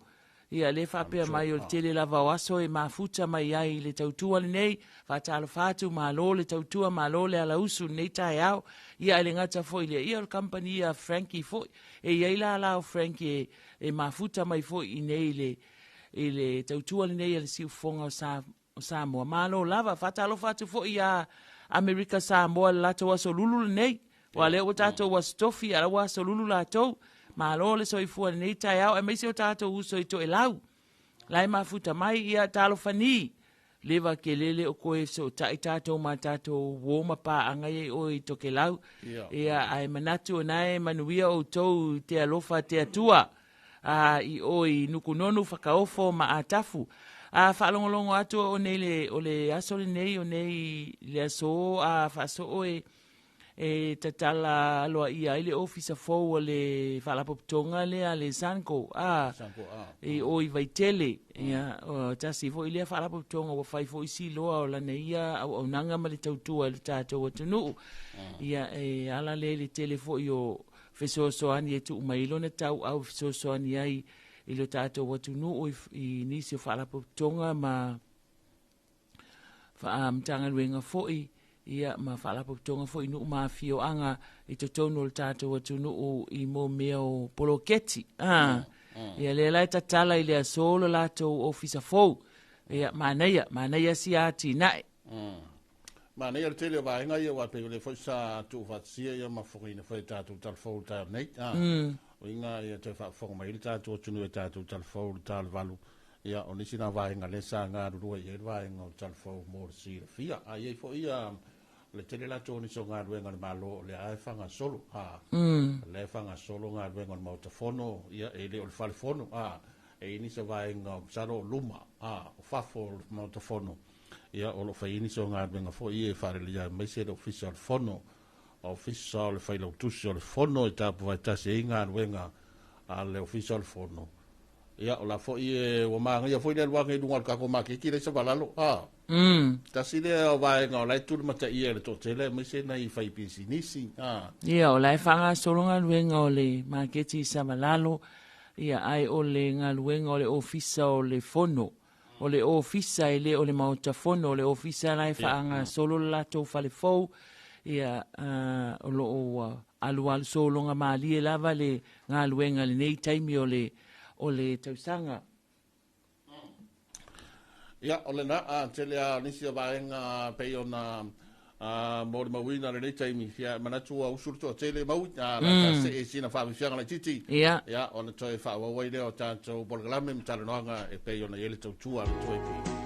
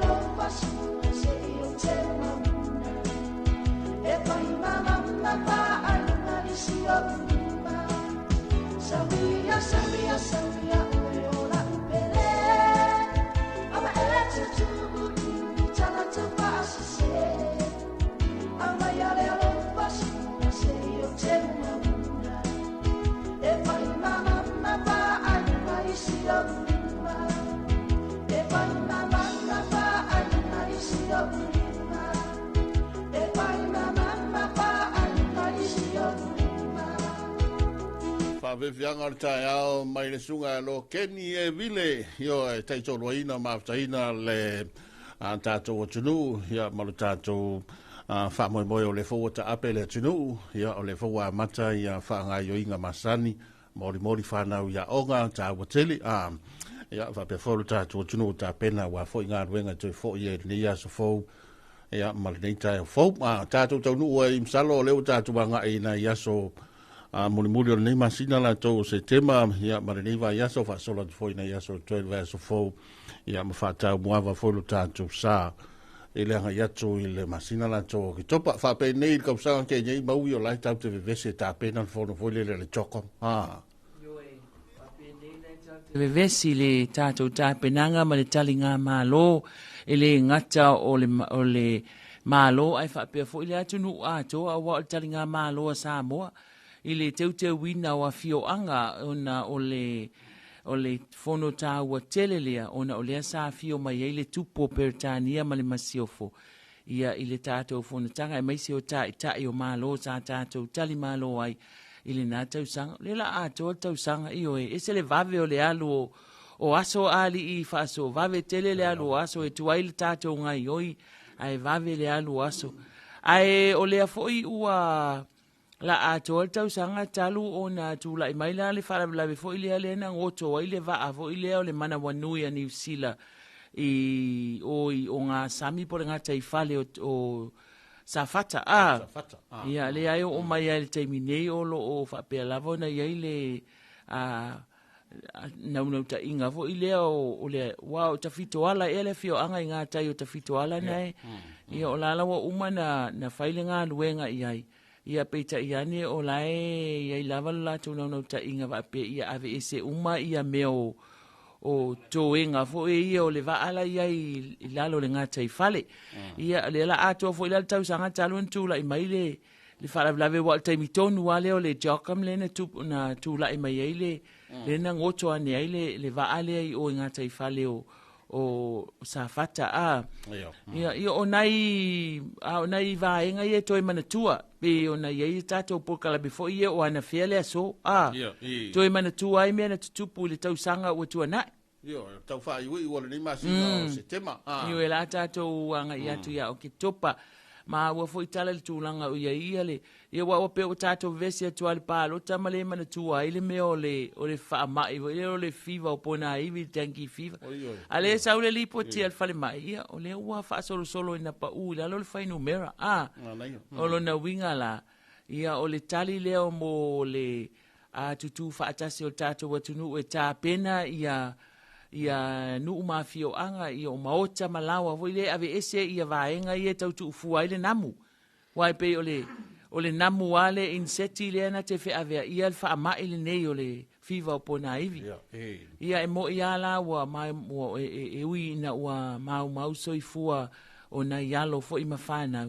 ia ai tato te fa fitai la vai le atua wai mo I wa amia ila to to titi ia ai tu ua tato to tele o wale aska ko lo ko fa ia pe anga sa wele ngamu ka ko la vive o ma ko I maka ko ali faso la ngole ua ngamu ua so ses a o me ala o mali ele namu le o fa ma ile e sa ile au ele sa ile po lo winga la ke fa pe o ai o ngamu vo I ele ka o fe u kele ale lo le ngamu nga le mo wa fa ma Ora te foi isi vai nga isi foi isi fa mai voi e ma fuori na mo pe mo tupa or kamare mo yo I la tunu ia pe yo Africa o le malaria e por aí malaria te ma fu for kamanga de sa so ni se skama se que ya e ma se que o fai so le sa or pe se voi le wele na bu e a kamau o ma wa ifika ai que se le vio vaso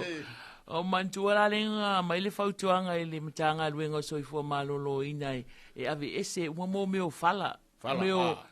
ia mankuala ole la aunga le pito silina tele fai te unga ia o la ko nga fala ia wakia I uma ia si ainga e de avese e de ia o kai do chelo la que le ia ia mo e fai be foi la vese vai pe sa foi I le fala fa vese vai ia ole nga luenga ke ai sei longa la ko kele longo winga la fiu fa kali a ko usu mai ala usu sa vai o fala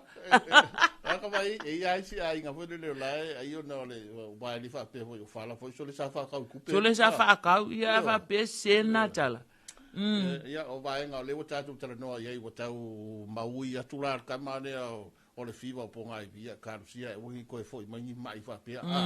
e te ko kala ngo ia suere e ko ngar ka mala pusa pa ia de maliu ia dice no ia nga me wa me masanya ga ava mai ale o ia ko kele so le mo kwa so nga kale ko nga so le esa o kala fe o le ngo fa lo ngo ai fa lo pa loka e so ngo fier ko lua so kale ko ai sa le ya la siapa sa le ya la kala fe o le wala nga lo ko ga ko so mi se ko nga o mai lo fa Maria lau sunga va ve e su ngo fiel ko lua su kare ko. Ai ke vai o ila o ia kama wa a o ngira ke longo fia o se maliuranga o. Wa ngale o mai fa apea ku sai e sau fa apea lima. O le lima la ku o ila lo pusa apa o man ku o wala kikit pusa apa. E o mwhaalanga e anu maafisi lo au ele pe ku kongorkanga o lo ie. Ka siri nga mangui ai me yo le usu e mari. Ka ko karangoa ia wa le ima se si okay, no, erang fela ukala. Sorry. E roa uma kama e fa solo nga o mariu pa. E pe e fai pa anga nga ukai o fa mariu. E fa mariu o ringa, fa mariu o fa mai, fa mariu se. Na usula konga. Nga kama nga mai fo pokala wa fe ave ko mariu le. Wa fe ave ko e roa mala kama nga pe fai kua, pe fai sa. Pe kai lo ho el vai nga o io le immigration ma le sia ki ali si o pase se o vale le makaka e ka un mai makaka e malanga ese aku. Ve ku sa mal sia ki a kama. Wa pensa de ele ia se me misi e kama va ku lo la ku pe vore le va ku ka ki fa ro ko le ya mo se la nga e fai mai sa kama nga me ya o le ya ko inga la ku ko me ya ma so wa ku la kama se fo inga a fa sanga me o kengia kulilo ia o paulava so i fuanga va pena fo i o tato wanga nu fo fa pena la va nei taimi. Ya ai ele misia so mo fala ve lave soli. Yo tele fa lave. O lava ina saputu mai. Ia ai man tu fo yo tato watu nu e ele ma faina na vai ese mo meu a inga o le ale mativa e alua e osi ya me ne yo a inga. Wa fo ilai e tato te o umai fa lave lave. Ya. A fa e kupu ya o engei e kupu ya o kaya. O le merna ma se foi tal sia fo fa tai fo tato te ngate tato ne yo le ka ko ke ka pu ngo fo kwa vai e pe ai fa yam ka ko fa mo fo ina yo tato wa inga lai fa fo ya o le wa malius ko inga ya wa ka sui voi la wa ka le fa mo ai a wa le u ma kul fa u pu mo ai oi mai mai ele le ya o ko ele con yan ko pili man ko va ma me ko ken ngo foi o fa ya o isole ya ngal pa wan me kai mi ngal ka pelo or kel foi ya fa kaya ko fe lo e ja o no la ya le o le siko inga fiu e ka la ya ko ia sa nga me ale a inga i me fa lave ia ai fa mai ia o lo lisi aso ai wai lo ko inga o la ku makai le la ko kala inga ku ngo o fa longo ba ko inga la ya fo la kala ngwa i fesili lo nga fingi mai a fe ko inga punga lo mal ko inga mai e ka ilo nga sa kele lo apo fe mera usa valia ko punga lo ila lo moenga ai a fo ile ngo la fi ai o le wai lo le fa mai se le ngo sa we kala i mai o le nga fa kala ngo anga o le ka ko fa la vele fa yo maliu mai le la kala ngoa le fa lo le me ko inga punga lo lafi mai va kal mela so la ko va ai ku ai la ku ai ngo me ko inga fa yo la alu ya pia ai man ku la le la sa vali mai le folo mai le makai le nga sa won makai ki kilo mai le ngo ku vai ko inga lo mo inga fa mai va ai la ku ya pia sa o la nga le nga ka o la nga alu ya pia mai o yo wa le la so wa lo ko sa se kai mi ai fai se o ka mai fa ko inga ko ya lu ya pia ma ave nga vai ole o mai vai ko inga o la wala fi wai lo fa la vele kala ya ole wala tal vai le wati le tal valu ma to la tato se ma wi sta to va vianga ya ma e pese le tato liu le tal fo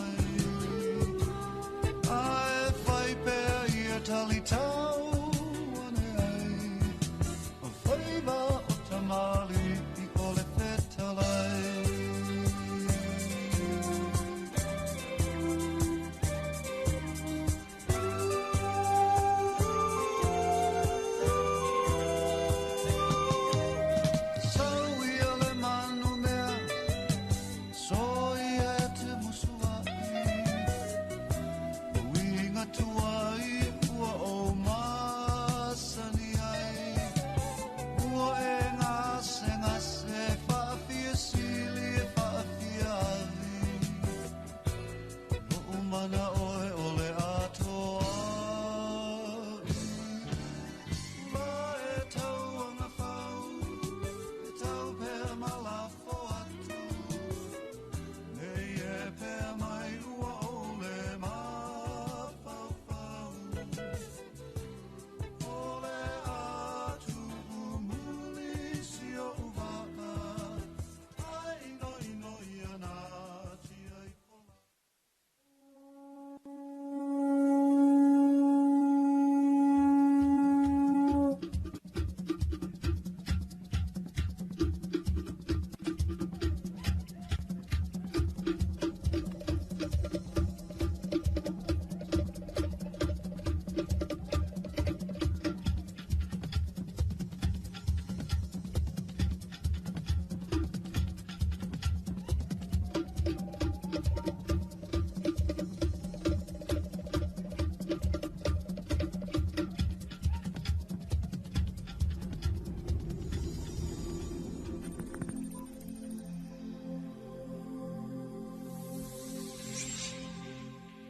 Tala whalava o tala whau mai vai whanua.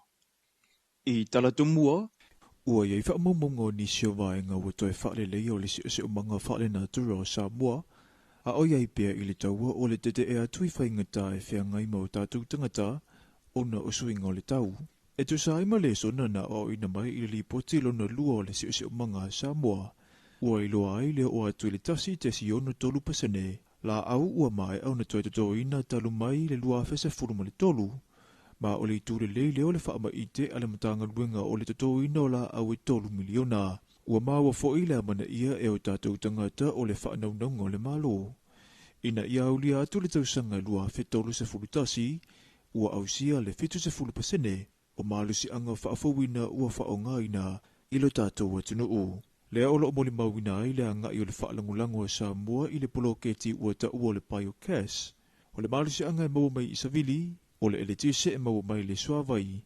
ai o le malu si anga foi e mau mai le la. E le ngata i lea ua ta ua foi le pepo whaamatalanga mai le matanga luenga upuna ua whaalena turmasi o se manga, le ta imua o le malo i le una ia o le silasila a le atuna u. I le whaonga ina o ta avale e ola i le eletise, e pei ona iei ta avale amatanga luenga ta itasi. A o amata ta pisa i le whauwhauina o le lipo tilona tolu o le si o manga wau te tele o Samoa. Ia pia i le vaia so le nei. Na saunua le afionga i le ofisa sili o le matanga luenga. Ia le ala i salanoa Francis Brownwill Pena. E ui i le ilalo ifo o le tasi pasene le sao o Samoa i le pua ina o kasa o ona i le lalalangi. Ai ua tele lo tātou sao i le whaasao ina o le si o manga. E te te atu ai i sui ngau le tau. O le lipo tilo na tolu le nei kua tala noina, e whaamua i lava le pui au tangata lau tele, o le whaavavevave o le mafuli o Samoa i le whaonga ina o maalisi anga whaafawina, i awala o whemalanga inga, ai le ngata i leo le whaasau ina o tonga tongo i awala e mawhai o na whaia, i le tātou lava tunuu e au nua ma le whaamue i a tunu i fafo, ai le ngata i lea o le tele o vaenga, ua aunga i aile nei ngā luenga. I le lipoti talua i le matanga luenga o le soifua malolo ina i le whaamai o le whiwa o puna iwi. Na manino i lava leo o atu i le toa feiwa salau fitu se fulufaa. O e na masalomia ua maua i lea whaamai. Ewi i lea ua whaamawina le anga i lalo o lea whai o tangata o Samoa. Ua masalomia le maua i le ngase. Ina ua o maile lipoti lo na tolu se fulutolu na whaamawina i le aso se fulumalevalu au kuso. E toa feo na salau malitasi, tangata na masalomia. Mai i le au whai na o le tolu se lau ono se fululima e na whaamaunia, le a fia i siamo le whiwa upuna iwi. E toa wha se fuluwha mai le mautanga te ngase o maali e toa tanu maa whili le lua i tua sivi, ma le tolu se lau lua se fulutasi, na maa ua i le mautanga se ngase tele atupua tamasese mea o le moto tua. O lona winga, o le alava ua wavala mai a tau taunu unga o ngā luenga whaamamao lo o whaamalusia nei le atuna u, e peona taula mua i matanga luenga le malo maana pa anga. E le ngata i lea o le tāua fo i o ngā luenga o le whanaina o nofuanga whaitele, ma mautau a inga i baila au e tinei aile iniseti whaala fua o le namu. A whai e whaau au pea o na tutu whaatasi tangata uma e fo ia le whaafi tauli, e talitonu le matanga luenga, o le soifua malolo ina e peo ina maua i lana lipoti, e whaititia foi he o le a whaamawina le a fia. e ui lava i le anga i lalo le numera, ai pei tai o loo iai lava tangata o loo a fia i aunga le wha mai, ua tu mai ai ma le whautuanga le batanga duenga, ina ia awale no fua i pe a whai ua a mata o nalia e aunga e pei o le fulu, ti ngā le ulu, fiva mai si lava aunga o le fiva o puna iwi, ai ia wa ai wawe se fō mai ma whaata ua pea whautuanga wha soifua maloloina, mo le tuma malau tele. O le tai au nei e tala aloa ia i le ofisa fō o le wha malua wha la putuputunga tu ma o tipo o le sangol i vai tele, o le nei wha mue o se miti ua lewa o na iai i le nei ofisa, talu o le tele o na polo keti ua whaata mo e fesoso ni ai o tātou tangata, o le tele o na polo keti o a onga mo le tūtau taita inga le lei, o wha la putuputunga, o lo ona ia le ai ata tau mawano tutusa, o le amu atu se whapopunga i le tātou li poti i le TVI vai le pua na nei le tūlai valu, i tawalu manga o le whamue i le aso. Tala whauna mo le nei vaenga le aso manu e tele fuafuanga o whianga i male atunu u.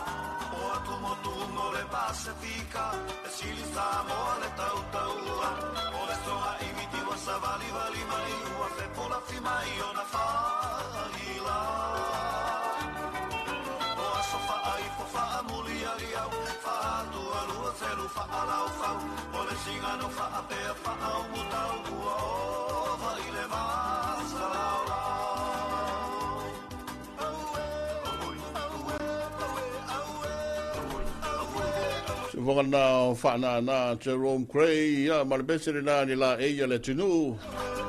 Ia po le tatau fo, le wapisa i listo tele i le pea ringa kaere uma saro po le angar ka pea pea. Ai ole tato whaenga na talafou, ia ma whawa moe toi whafonga tato talafou. Pea tato se folua i le wau, maui. Ioe ia ole tūlangana ia il tato wa tunu o le afo uailunga o le awal tele le toa tele. Ai mesi o le whanau ia o ngā wale wa te ale valu. Ia ai pe o le pito ale le tu i sifo e whaisi poloka. Le ai tele ina whaailoa mai fo il mamalo le tunu u i si tae au. Ia e poloka i lunga le au wala luna winga la wha poloka le taimi nei. Whaisi tele o ta vale ia ai e lava o le ono saa ia.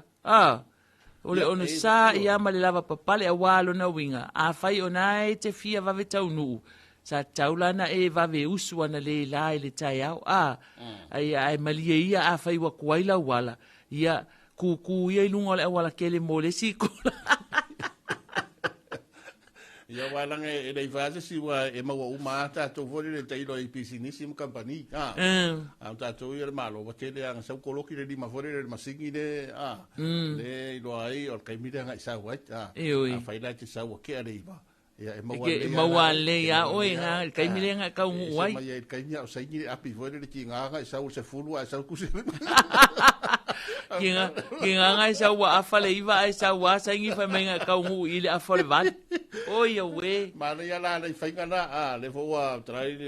nga ya maui ia o fa nga yo inga foi le masani o tato tulu e nga tolu nga le ala tele ia o la tole wa matanga le nga dai pisinisi ma company tele lo la tu sao le atina e Samoa pisinisi o company le au fai loa ia vai nga tu maoti ia ele nga tau la tu loa ia o disina vai nga le tele aina maua ia tulanga foi o nga le nga lo tato tulu ia ina pisinisi mga ruenga o masina io ke topa ia le utalo tala noa i lato lauta pena mo le loto tamaiti io e tele fa la noa io e masina ne tele fa la wiloa pisinissim company wai o le wata pena fo ia nai fa nau lato a nga mia lai fa ia kai fo al fa nga loto le fia fila pa ia kusala lai pa o ka se mai la ka fa longolongo ai o ku le sa lo ka me e ngo vai fa kare va ku fa evangelia mia lai fa ia fa ko fo ia ai e fa inga tale anga o le tasi le aso ta ua le tato o tunu o le aso le tapena ina o lava o le kapenga inga o le mea ai ma kuala oe a le fou a fa ye fou le ofu a e fa le kongo le se askulimi ia ele ako fia o fa nau o lava o mea ai Yo le skam kiki anga onga le ai fa mai o mokulo se vai la kinga nga le se vai la wa mokul se vai le ia fa akau kwa se vai fou Pe ka wo e ka wo fa ka se le aso le fa na u le aso le au ko e pe ka fa kipi anga i kua yo le aso ngai ko inga o ta pe nanga mar ke lo ku pe al wai le fa kwa ta yo sa tina so le la se ki wo le western union male Yo wa fo yo la yo le pulo o le se vai ia male mea ai mar ko nga ai fa ida so ngai ko inga te ya wo mai le se me ele ya se me ele pisa ele ka ukala fa ku va kasi ya ya talo sia e man tua fo ila o e fa so ia o kai mia fo inge e kelenga na tupo i fara ve lave o vai aso muli fo ia o aso sao le fa nau e pau ala le fautuanga io taimi ale nei maua lo se leni a matalon fai fa ta wal fa nau o to e mai ta mai ti pia le tumu ele ia le weekend fo ile po le fa un vai aso le e fai ele lo tamaiti ai asalo tamaiti ona e manu fo ile le tu langa na e fai o le fe o mia ia pia ia male su e kule ska mai kiki o la wa mamulu le lima ala mo e anga ile awala lai pisi ka vale ia tu langa fa pena ele le ia na tu le fa na le fale o kule sa lo ka mai ki o kule sko nga o ma fa ka wales ia wa ko lua eva yaso to lua va yaso ia o kai minye ya le wa le kure si na le rolling ia wa pe ai nga no pe me anga le e va chonga ke mai ka o mai ngo fale ai wala se fare kupe le ia o ka o me ngor ki nga fo ma fo lingo ka fa nga de wo muri me de fa lo ba fa ma sani so ses ia ki nga fa me de o kai o la pare ni de ia ala ka wa nga wa fa me le o ma fa nga fa yo le ko lum pe mengi ala ka wa nga wa kwa le stato te wila ni mauta o le sina va nga fatua mo le tau sang fo ia al tato misamo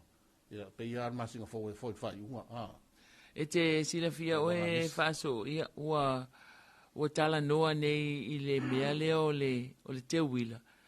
o to e manatua ino to e maua ia meo pespesenga fo ia meo vi ingole tua pese lotu pespesenga e faile sai i te wila o tau sanga uma vai wa tasi le nava enga ese le fia i o to tele e mai moa iai mo meo wa sa fata wa ia alu ia wale to fata wa ina wa na le mai ai pespese e fili mai ia au lotu fo e vala au lia mai pespese o to e taula ia i tato a kai fo ile na mai o Australia le pekmas o ka semana ia se o to e fa fangu mai na vai taimi la fa tau va Whaatau o whai, o whaatau vale whainga o pese lotu ia sa ese fo ile mana ia o le langona fo ile le ae e whatu mai le pese, tasi ale nota e whatu mai na tūwhale au whai pese. O na o maila ia lea e pese e usu, e o e ao. Ia whaila ia po o aile au whai pese e pito i sili o na ato atoa le leilo lato pese ina o le pese le na avatu e le whatu pese. Le maa neia fo ia. Ma nei foi na ia vaenga e to e fafangu mai nei teimi a. Yo te le vaenga te mila e foi kunga fokasi o ta longa me fa pena. Wai tasina o to po kalamena li faso o le tuli a e tuli a to tele ai mai se foi a mo me o tunga fa tas fa anga tama le tai. Ya olina tarsia le to le mai o tato whainga malo ia wa al paketi foi so solo ia mea uma tupe idea mea marea vaenga ia au lewa ia ili tatu malo ia mtanga o lana savalinga manana folaunga ia whanga io i foli tatu malo wari manuia o hao te tele o lo tatu o tunu whai o wha manatu lo wa soifua ni aso fia so lua lima nei aso lua sful lima ia tele oi manuia tele fa manatu ina soifua mas fa nau ka whai oi o lo o e fa sino i de yaso ia ai se vai foi stato musika na e vai foi on late time o tai au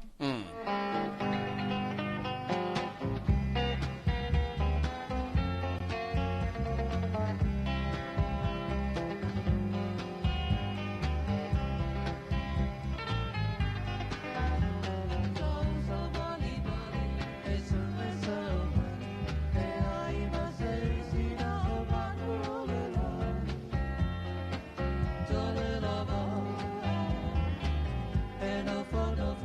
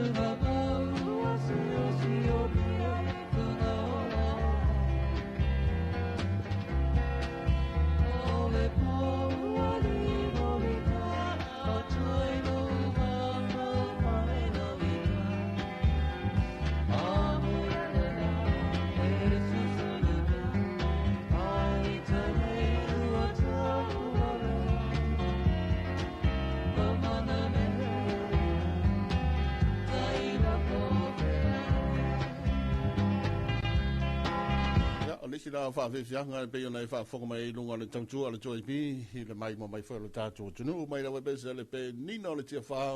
tai to loina le tunu lunga le tele ave mai ta vale ya po ave ta vale lunga le tele fa pe fo ye fe mala inga masani na to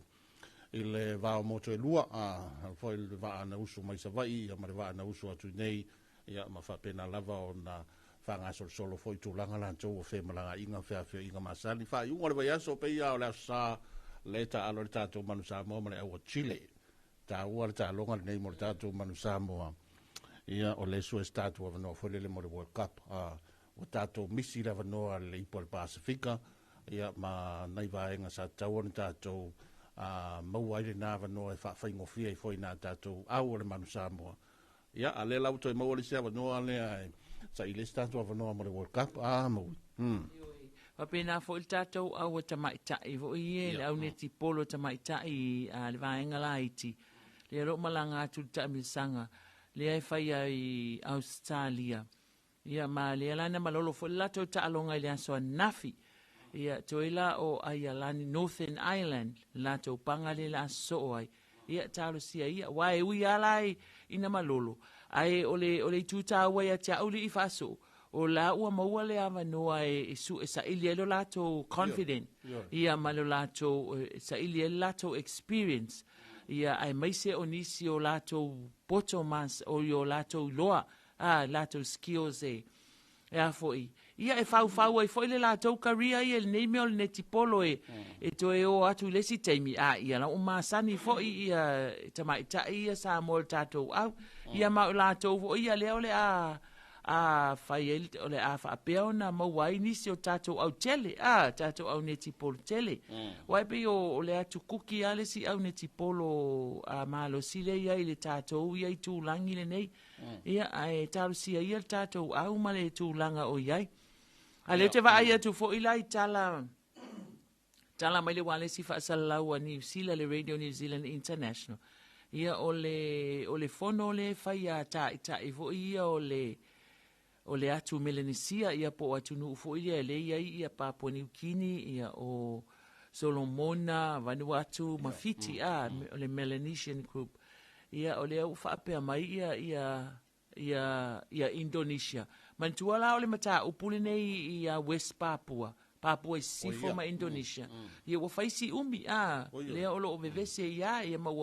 telefoi soi fu mai mawai ia le lava o lo fa wa ona tu lai mai pe le mata upule ne ia le la u fa pe mai Indonesia fa mole o tala no ina mata upule i lau to fon tanga tu mai pe ma to mata upu ia pe aku pe pe afa fena mo se file mu ia wa Indonesia le le pule i va ngale ai sifo o Indonesia le fai mai ala ko ika ia tai pe ia ole tulanga vo ile mata upua Palestina ma Israel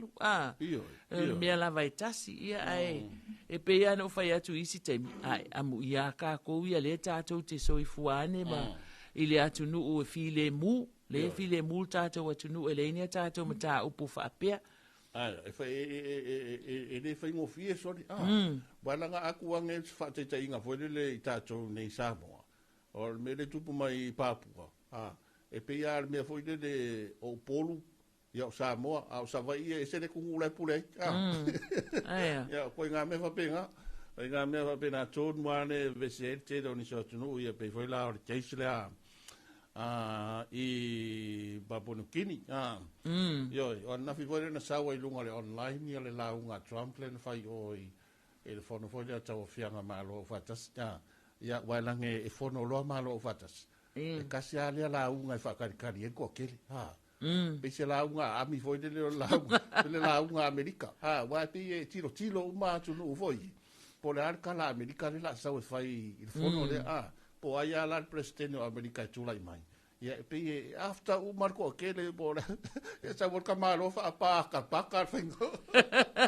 e pe fa foi ngale sa wako ai soli ia malo fa talo fatu i Aotearoa Ia ona to tele la fo ila mafuta mai ia te roa le tato watu no ia e whaafonga mai la vai lunga o le tato 2AP Facebook page ia ma pa pe fo ina mo moli mai la to lo faanga ioi a u kalangoa lo ia o te roa wo koe mankua i lo makua wo le ngalu ngi sila ali faso le ngala kuai la kuele o fakaria se la ko ainga la kulo punga taxi ma kula le nga fa ia ainga fa asingo ia vai lau a ko ko le address vai nga le ki le o ngi ke wa la ku la o mai fa nga luenga ai le se li foi fa akali pe ku wa yang fo yang ai alu le taxi na vai le le address le ku ia le ave taxi e lo ave taxi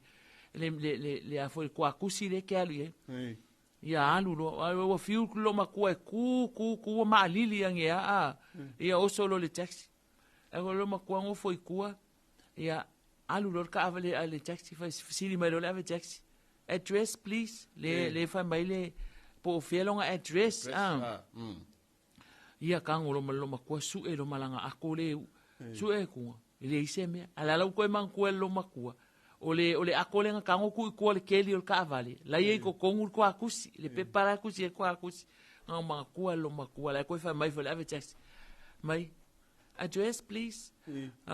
nga fiu lo ma ku ma fo por al fa pa la ngi ku le keli o le ka vale de ako ma lo ma ku ini o keli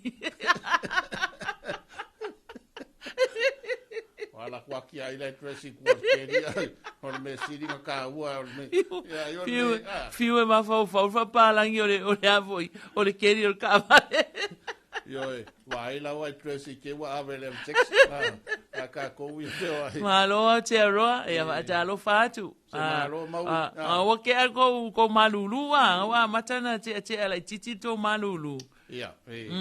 bara ngor tau nei le wa matona ya nga ye kulo ya ke topa no ve mai ma fa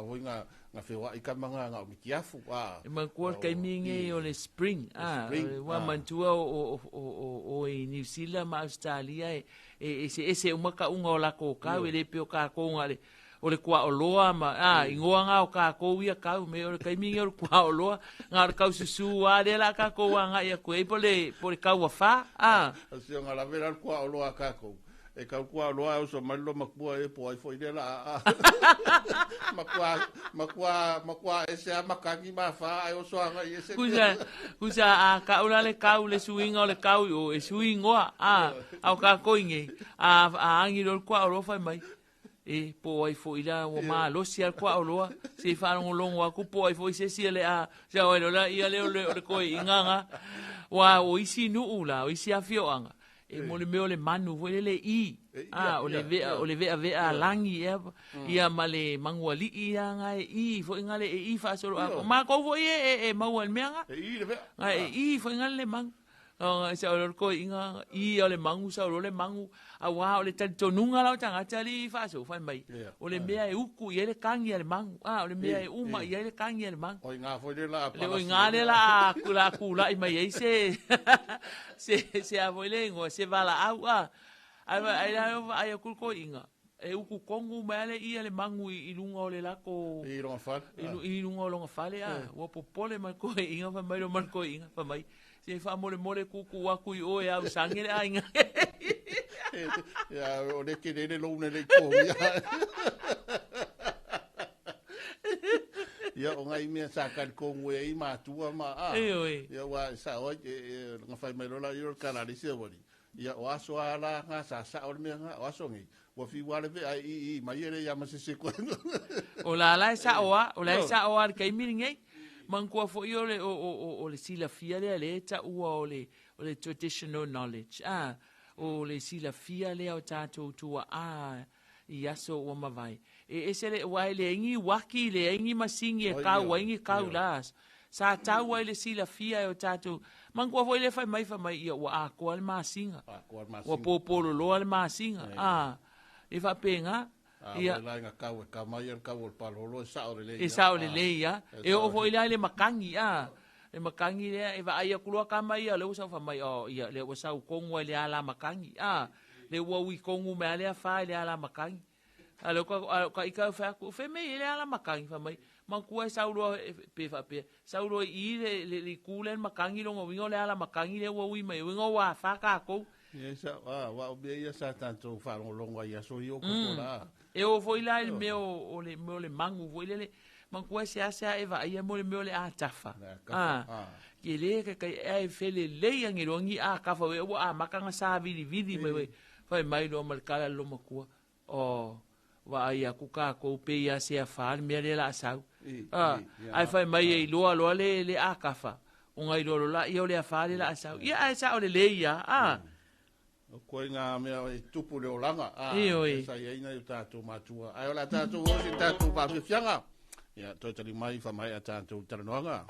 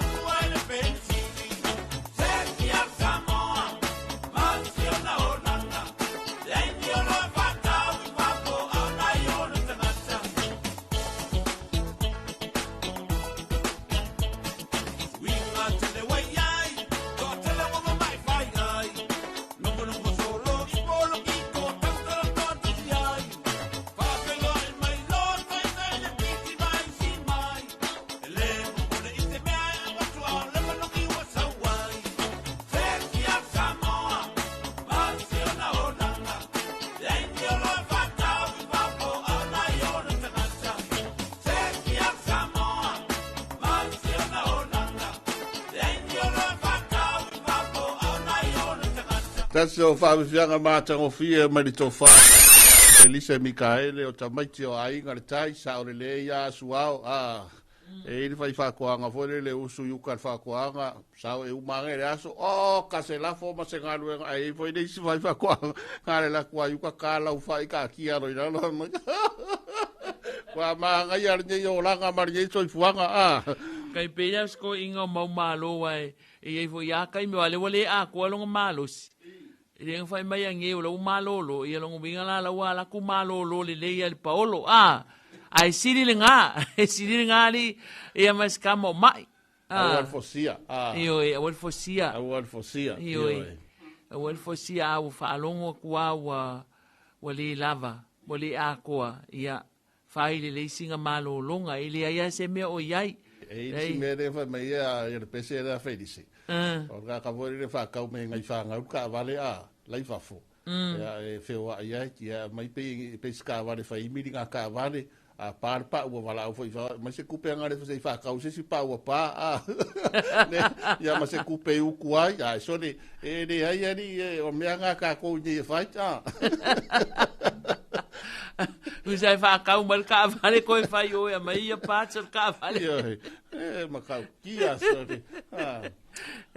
Whātalo whātu mau i stato ti, ma stato vaenga to telele, mafta maita. Ia o sei tau whaamawhikia kurungare nisi rea o la tau i e mafta mai, pe telo sa nele, suga mai tau aina i saako, lea lia i aso lofa, langi malofie e talisau, kei ana sa lome, sa nerivi, a viata whamuina, a li o ainga whalitangoai, whatarwhatu ia sau, luma lua manuae petelo, le whionga ia itua samu, whatarwhatu ia misi sonalole, sonalote, ia, mai rato umala vau, whatisi mai le ngata i samo nei, mai se foi atu numu mau, lo lava, whatarwhatu ia te utau, Ioi, whatarwhatu, langi malo fie, ia o tasiria pa anga tatou wala leo mafuta mai ai Australia i sini. Talo fat fo isau iluma e Aotearoa i Manurewa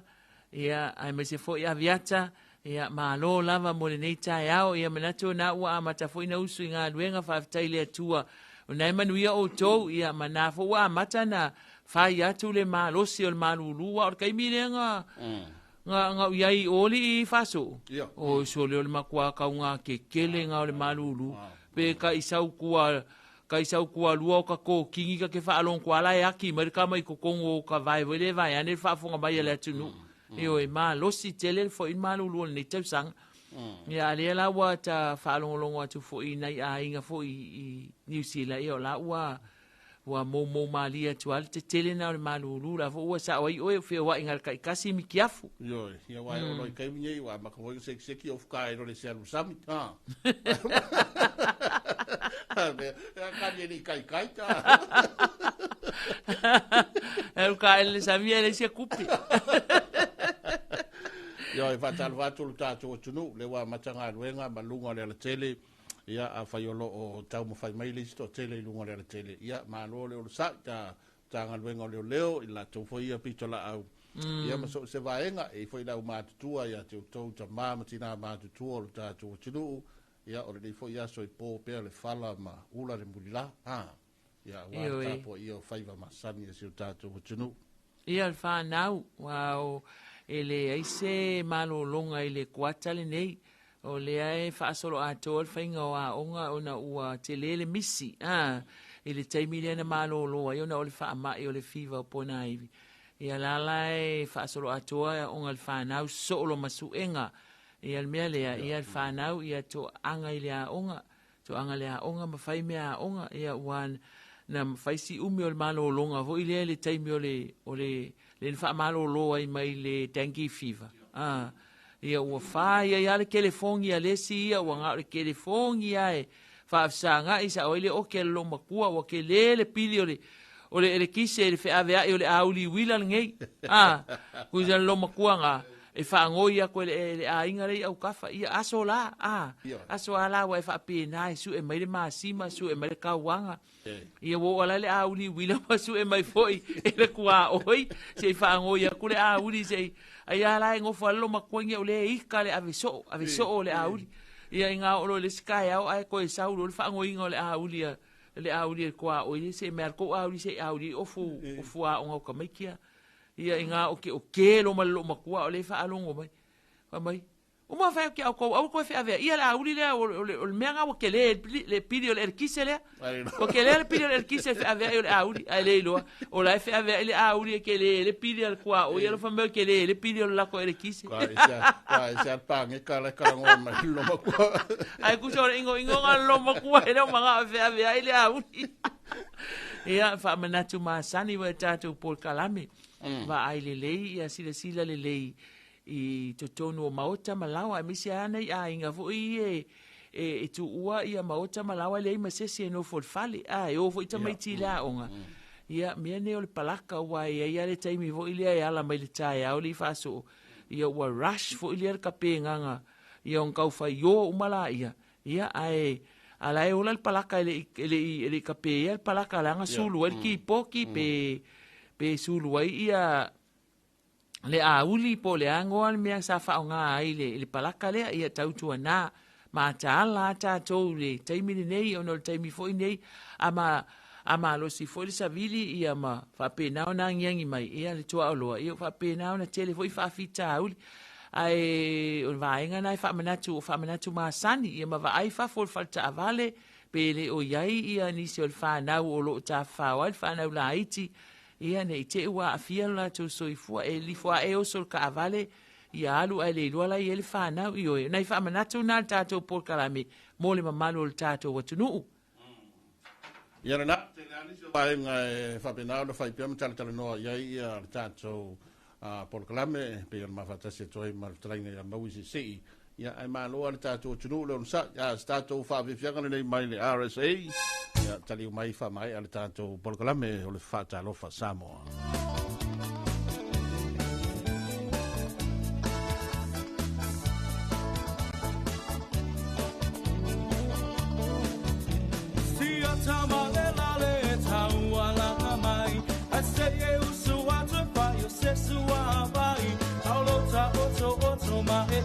Tilo iai, le ewa e se e ti soloa. Aina e alu atu lea e se ainga. O lo o fai se lotu ai fai e se tau saminga. Wa e mo le manaba na o si toia ina. Le lale ua mate lai. Ina, foi mai tau whaalinga. Ha sau filipilinga. E moni e alaba. Talanoa, Peteleloa, Manatola, Tawalanga, no,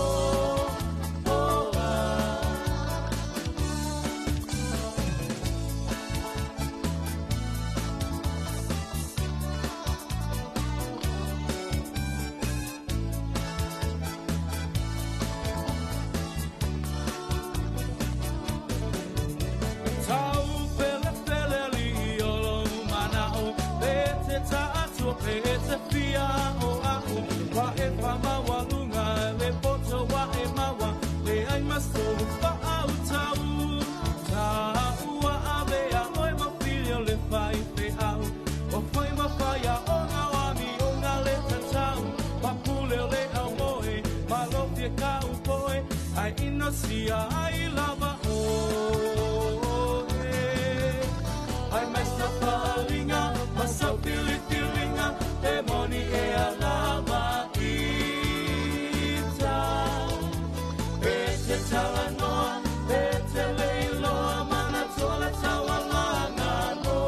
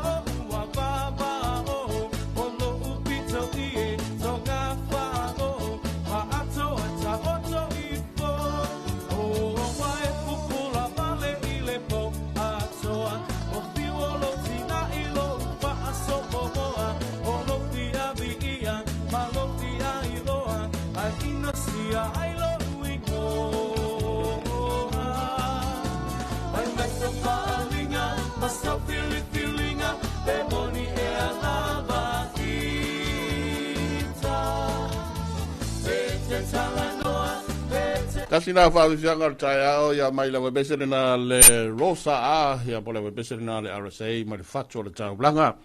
Ya wa fo ia pespesenga por kalame fa nga solo ya pe ona ye nei tai la tau ya la stofi tau fa i wa fa nga la tau nei va so wa to nei tai ya umanga ma ongan fa na ya se va na foi na pisinisi ma company mai la tau fa o pe nga wenga la sto na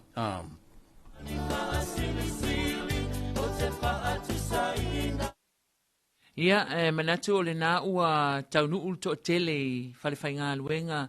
e le nei fo i vaenga o le tai au, nisi nei lunga o le awala ia o le whautuanga masani lava e le tu ua al tātou pokalame whai maali e mailu sāma e sila to toa e whautauta i lunga o le awala tele a whai fo nei te poloka ia lava pea o le ono sai ma lava papale i le nei vaenga o le tai au ia ai manuia lava ngā luenga matiute e maise lava fo i paanga a le siufonga o Samoa le 2AP o lo mafuta mai ia manuia ngā luenga matiute ma lava singa ese o le nei aso o le afia ngai ma le tātou atunuu ia manuia le nei aso le whaatasi mai o le atua i le tātou fō launga o le nei fo i aso tofi le aso luas fulu lima le nei o le masina o setema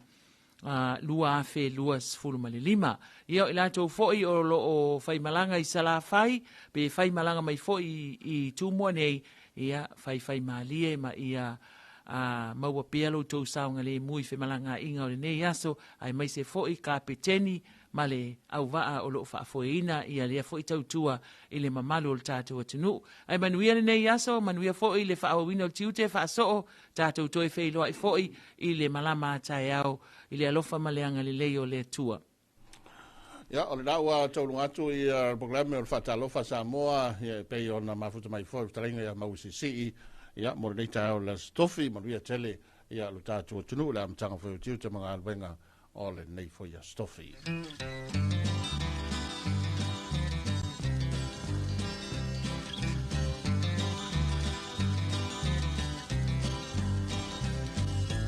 Tai au fo ua so ai fo i hone la o funga la ua tau whai na tala o man whenelei fo i o lo ua tau sani ai o man tua lo lau korina jotasi korina korina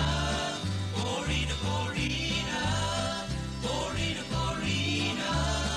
foi mai ai aita